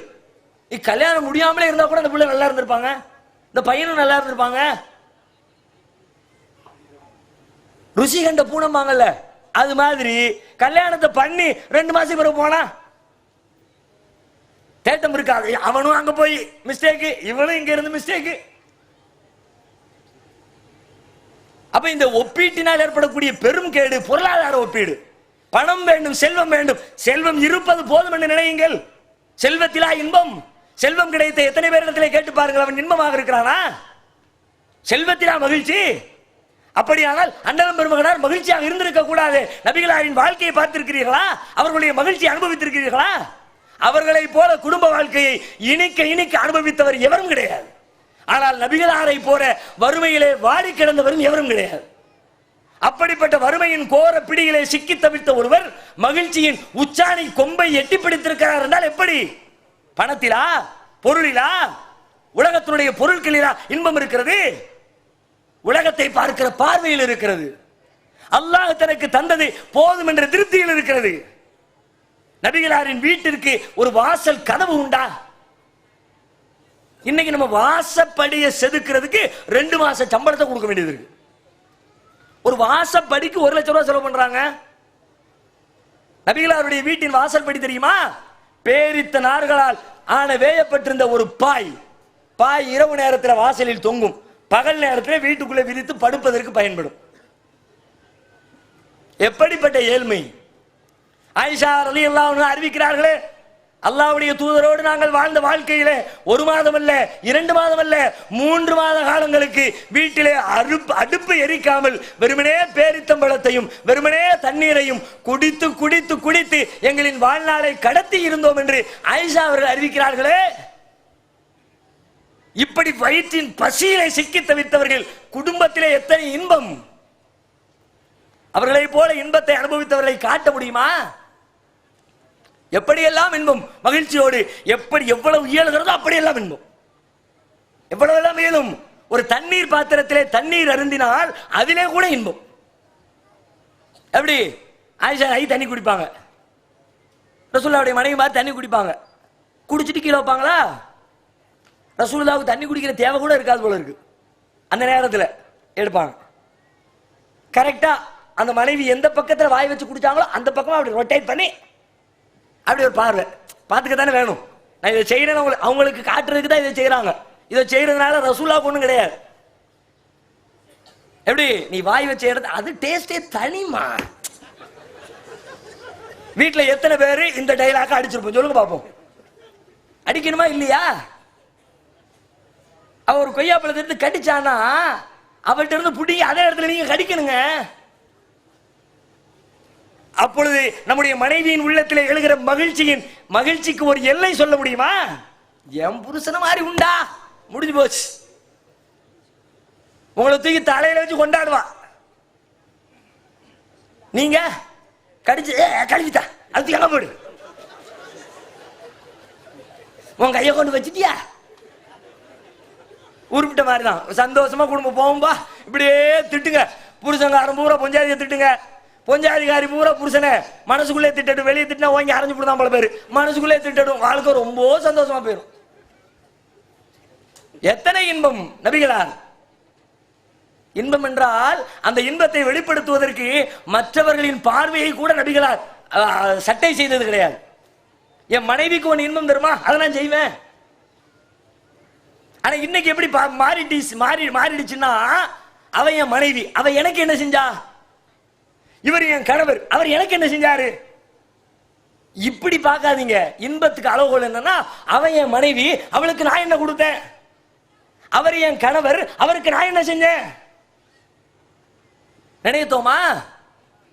நபிகள் நாயகம் ஸல்லல்லாஹு அலைஹி வஸல்லம் சஹாபாக்களை போர்க்களத்துக்கு போய்விட்டு வந்து கொண்டிருக்கிறார்கள். போகிறார்களோ வருகிறார்களோ, ஒரு பயணம், போர்க்கள பயணம். போர்க்களம் என்பது எப்படிப்பட்ட நேரம் யோசிச்சு பாருங்க. சாதாரண டைம் எவ்வளவு டென்ஷன் இருக்கும். ஒரு வீட்டுக்குள்ள ஒரு சின்ன ஃபங்க்ஷன் வச்சாலே எவ்வளவு டென்ஷனா இருப்பான். ஒரு மாநாடு, ஒரு பொதுக்கூட்டம் நடத்துற நிர்வாகி எவ்வளவு டென்ஷனா இருப்பாரு. கரண்ட் போயிருட்டுமே அவனை கூப்பிடு, இவனை கூடு, இவனை கூடு, லைட்டு போடாம விட்ட எல்லாருக்கும் உள்ளத்துல கிடந்து இப்படி பண்ணி விட்டானே, லைட்டை காணாம இருட்டுல வச்ச மாதிரி வச்சுட்டானே, நீங்களும் திட்டுவீங்க. அதுக்கு மேல நிர்வாகிகள் உள்ளத்துக்குள்ள புலம்புவாங்க, இப்படி வெளிச்சம் இல்லாம இருட்டுக்குள்ள உட்கார வச்ச மாதிரி. இவ்வளவு பிரம்மாண்டமா இருக்குது, மக்களுக்கு காட்ட முடியலையே, லைவ்ல ஓடிக்கிட்டு இருக்குது, நீங்க எல்லாம் உட்கார்ந்து இருக்கிறீங்க, எப்படி ஓடுதுங்கிறிய, இருட்டுக்குள்ள உங்களை காட்டினா எப்படி இருக்கும்? வெளிச்சத்துல காட்டினா மக்கள் பாக்குற நெட்ல பாத்துக்கிட்டு இருக்கிறவங்க சந்தோஷமா இருக்கும். நிர்வாகிகளுக்கு இப்படி பண்ணி விட்டவன், சரி இந்த தடவை தான் போச்சு, அடுத்த தடவை பண்ணிக்குவோம். ஒரு நிகழ்ச்சி நடத்துறதுன்னா அவ்வளவு பரபரப்பு, ஒரு திருமணமா இருந்தா அவ்வளவு பரபரப்பு. நாளைக்கு காலையில வீட்டுல மகனுக்கு கல்யாணம், தகப்பங்காரர் அங்கிட்டு ஓடி ஆடி வேலை பார்த்துக்கிட்டு இருக்கிறார். மனைவி கூப்பிடுறா, கூப்பிட்டு சொல்றா, ஏங்க ஒரு 10 நிமிஷம் உட்காருங்களேன், ஒரு 10 நிமிஷம் உட்கார்ந்து பேசிட்டு போங்களேன். படி போக்கத்தவளை பேசணுமாம்ல, பேச்சு நேரங்காலம் கிடையாது உனக்கு. காலங்காலத்தால கல்யாணத்தை வச்சிருக்குது, அவன் சமையல்காரன் இன்னும் வர காணும், வண்டிக்கு அட்வான்ஸ் கொடுத்தா போனவன் போய் தூங்கிய ஆளை காணும், என்ன செய்யறேன்னு தெரியாம முடிச்சுக்கிட்டு இருக்கேன். இப்பதான் இவங்க கூட உட்காந்து பேசணுமாம்ல பேச்சு, போய் படுப்ப. ஏன் ஒரு சின்ன திருமணம் என்பது மனுஷன் எவ்வளவு டென்ஷன் ஆக்குகிறது. அப்படியானால் போர்க்களம் என்பது எவ்வளவு டென்ஷன். ஆயுதம் தூக்கி சண்டையிட்டு பல பேர் வெட்டுப்பட்டு கொல்லப்பட்டு உயிரிழந்து பயணத்துக்கு போயிட்டு வந்தாங்கன்னா 10 சஹாபி மௌத்தா போயிருப்பாங்களே, சந்தோஷமா இருக்க முடியுமா? அவங்களுடைய நினைப்பு மனத்தை தாக்காதா? அவர் போயிட்டாருப்பா நல்ல மனுஷன்ல, இவரு மௌத்தா போயிட்டாரு, இந்த மனுஷன் இப்படி கொண்டு விட்டானுல, கையை விட்டுட்டானுல, அவரு கால் முடியாம நடந்து வர்றாரு சொல்லுவார்களா இல்லையா? வேதனை உள்ளத்தை தாக்குமா இல்லையா? அப்படிப்பட்ட வேதனை நிறைந்த போர்க்கள பயணத்துல நபிகள் நாயகம் ஸல்லல்லாஹு அலைஹி வஸல்லம் மனைவியரை அழைத்து செல்கிறார்கள். அழைத்து செல்கிற பொழுது தோழர்களை பார்த்து சொல்கிறார்கள், எப்பா கொஞ்சம் அப்படி எட்டி காலை போடுங்க, கொஞ்சம் முன்னாடி போங்க, என்ன போங்க நான் வர்றேன். அப்படி ஒரு ஸ்டெப் எல்லாத்தையும் பத்தி விட்டுட்டு பின்னாடி ரசூலுல்லாஹ் வீட்டம்மாவை கூப்பிடுறாங்க, ஏமா வா, எங்க வா, ஓட்டப்பந்தயம் வைப்போமா? நம்ம இப்பெல்லாம் நடந்துச்சுன்னா அவ்வளவுதான், பெரிய மனுஷன் பண்ற வேலையா இது. ஏன்னா அவர் வீட்டம்மாவை கூப்பிட்டு தானடா ஓட்டப்பந்தயம் போட்டாரு, பக்கத்து வீட்டுக்காரங்க வீட்டம்மான சரிங்களாம், அவன் வீட்டம்மாவை கூப்பிட்டு என்ன மனுஷன் இது, இவ்வளவு முக்கியமான நேரத்துல எங்க போட்டு விளாண்டுக்கிட்டு வச்சுக்கிட்டு கோவம், மத்தவனுக்கு கோவம் வருது.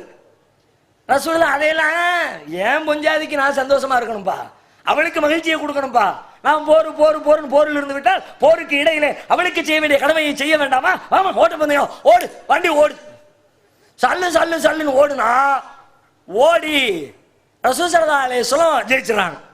ஓட்டப்பந்தயத்தில் ஜெயிச்சிடறாங்கன்னா ஜெயிச்சவன சொல்றாங்க, ஏற்கனவே ஒரு போட்டி நடந்திருக்கு இதே மாதிரி, அப்ப பல தடவை இந்த கூத்து நடந்திருக்குன்னு தெரியுது வீட்டுக்குள்ள. ஆயிஷா நபி சொல்றாங்க, இன்னைக்கு ஜெயிச்சிட்டீங்களோ, சரி இருக்கட்டும், அன்னைக்கு நான் ஜெயிச்சோம்ல, ரசூலுல்லாஹ் சொன்னாங்க ரெண்டும் கணக்கு டேலி ஆயிட்டுல, நீ அன்னைக்கு ஜெயிச்ச, இன்னைக்கு நான் ஜெயிச்சேன், கணக்கு சரி பண்ணியாச்சுல. அன்றைக்கு ஜெயித்தது கூட ஏன் நான் சொல்லுவேன், கண்டிப்பா ரசூல் ஸல்லல்லாஹு அலைஹி வஸல்லம் தோத்திருக்க மாட்டார்கள், ஆயிஷா நாயகி ஜெயித்திருக்க மாட்டார்கள். ஆயிஷா நாயகி கணவரை தோற்கடித்து விட்டேன் என்று மகிழ்ச்சி அடைய வேண்டும் என்பதற்காக நபிகளார் தோற்றதை போல நடித்திருப்பார்கள். எம்மா பெரிய ஆளு, வீரம்னா வீரம், சாதாரண வீரமா? கட்ஸ் எம்மா எப்படி கட்ஸுங்கிற ஆளு? ஹந்தக் யுத்தத்துல சஹாபாக்கள் எல்லாம் சேர்ந்து அடிக்கிறாங்க, சம்மட்டியை தூக்கி ஒரு பெரிய பாறையை உடைக்க முடியல. கடைசியில ஃபைனல் டச், நம்மளால முடியாதுப்பா, வா நம்ம கேப்டனை கூப்பிட்டுருவோம், நேரா ரசூலுல்லாஹ் கூப்பிட்டு வந்தாங்க. ஏன் அவங்க அடிச்சானா அது கிட்ட நிக்க முடியுமா? ஓங்கி ஒட்ட போடு, பாறை அப்படி தூள் தூளாக சிதறுகிறது. நபிகள் நாயகம் இரவு நேரத்தில் ஒரு நாள் திடீரென்று சப்தம், மக்கள் எல்லாம் விழித்துக் கொண்டு தெரு வீதிகளில் வந்து என்ன சப்தம் என்று கேட்க வருகிறார்கள். அவர்கள் வருகிற பொழுது தூரத்திலே இருந்து ஒருவர் குதிரையிலே வருகிறார் மக்களை நோக்கி. யார்? அருகிலே வந்து பார்த்தால் அண்ணலம் பெருமகனார். இப்பதானே சத்தம் கேட்டுச்சு, எங்க போயிட்டு வர்றிய? சத்தம் கேட்ட உடனே எழுத்த வீட்டு வண்டி எடுத்துக்கிட்டு சத்தம் வந்த இடத்துக்கு போய் பார்த்து புட்டு வந்துவிட்டேன். இவங்க இப்பதான் வீட்டை விட்டு வெளியே வந்திருக்காங்க, அவங்க பார்த்து புட்டு வந்துட்டாங்க. இத்தனை பெரிய கட்சான ஆளு ஆயிஷா நாயகி இடத்துல தோற்பார்களா? கண்டிப்பாக ஆயிஷா நாயகி ஜெயிக்கவில்லை. தன்னுடைய மனைவிக்கு மகிழ்ச்சி தர வேண்டும் என்பதற்காக தான் தோற்றதை போல நபிகளார் நடித்திருக்கிறார்கள். இன்றைக்கு நம்ம எத்தனை பேர் இப்படி குடும்பத்தை மகிழ்ச்சிப்படுத்த, மனைவியை கணவரை மகிழ்ச்சிப்படுத்த ஒருவருக்கொருவர் ஆடி பாடிய மகிழ்ச்சி தருணங்கள் எத்தனை சொல்ல முடியுமா? என்னவெல்லாம் மனைவியின் எதிர்பார்ப்பு பார்த்து பார்த்து பூர்த்தி செய்கிறார்கள். ஒரு நாள் வெளிநாட்டு வீரர்கள் எல்லாம் பயிற்சி எடுத்துக் கொண்டிருக்கிறார்கள். ஆயிஷா நாயகிக்கு அந்த போர் பயிற்சியை பார்க்கணும்னு ஆசை. முகத்தை பார்த்த உடனே பாடம் படிக்கிற ஆள் ரசூலுல்லாஹ். பார்க்கிற பார்வையை பார்த்தா அந்த பயிற்சியை பார்க்கணும்னு சொல்ற மாதிரி இருக்குதே. ஆமா வா பார்ப்போம். வீட்டு வாசல்ல ரசூலுல்லாஹ் அந்த நிலைப்படியிலே கைகளை வைத்துக் கொள்கிறார்கள். ஆயிஷா நாயகி அவர்களின் நாடியை நபிகளாருடைய தோல் புஜத்தின் மீது வைத்துக் கொள்கிறார்கள். அதை அவர்களின் கன்னத்தோடு சாய்த்துக் கொள்கிறார்கள். வேடிக்கை நடக்கிறது, போர் பயிற்சி நடக்கிறது. பார்க்கிறார்கள், பார்த்து கொண்டே இருக்கிறார்கள். எதுவரைக்கும் பார்க்கிறார்கள் என்றால் ஆயிஷா நாயகி அவர்கள் திருப்திப்பட்டு பார்த்தது போதும், நான் வீட்டுக்கு செல்கிறேன் என்று அவர்களாக சொல்லும் வரைக்கும் பார்த்து திருப்திப்படுத்தியதற்கு பிறகு அனுப்பி வைக்கிறார்கள். இப்ப கூட யோசிச்சு பாருங்க, பார்க்கணுமா நின்று பார்த்துக்க, நான் போய் வேலையை முடிச்சுட்டு வந்துடுறேன்னு சொல்ல தெரியாதா? அல்லது ரசூலுல்லாஹ் வேலை வெட்டி இல்லாம இருந்தாங்களா?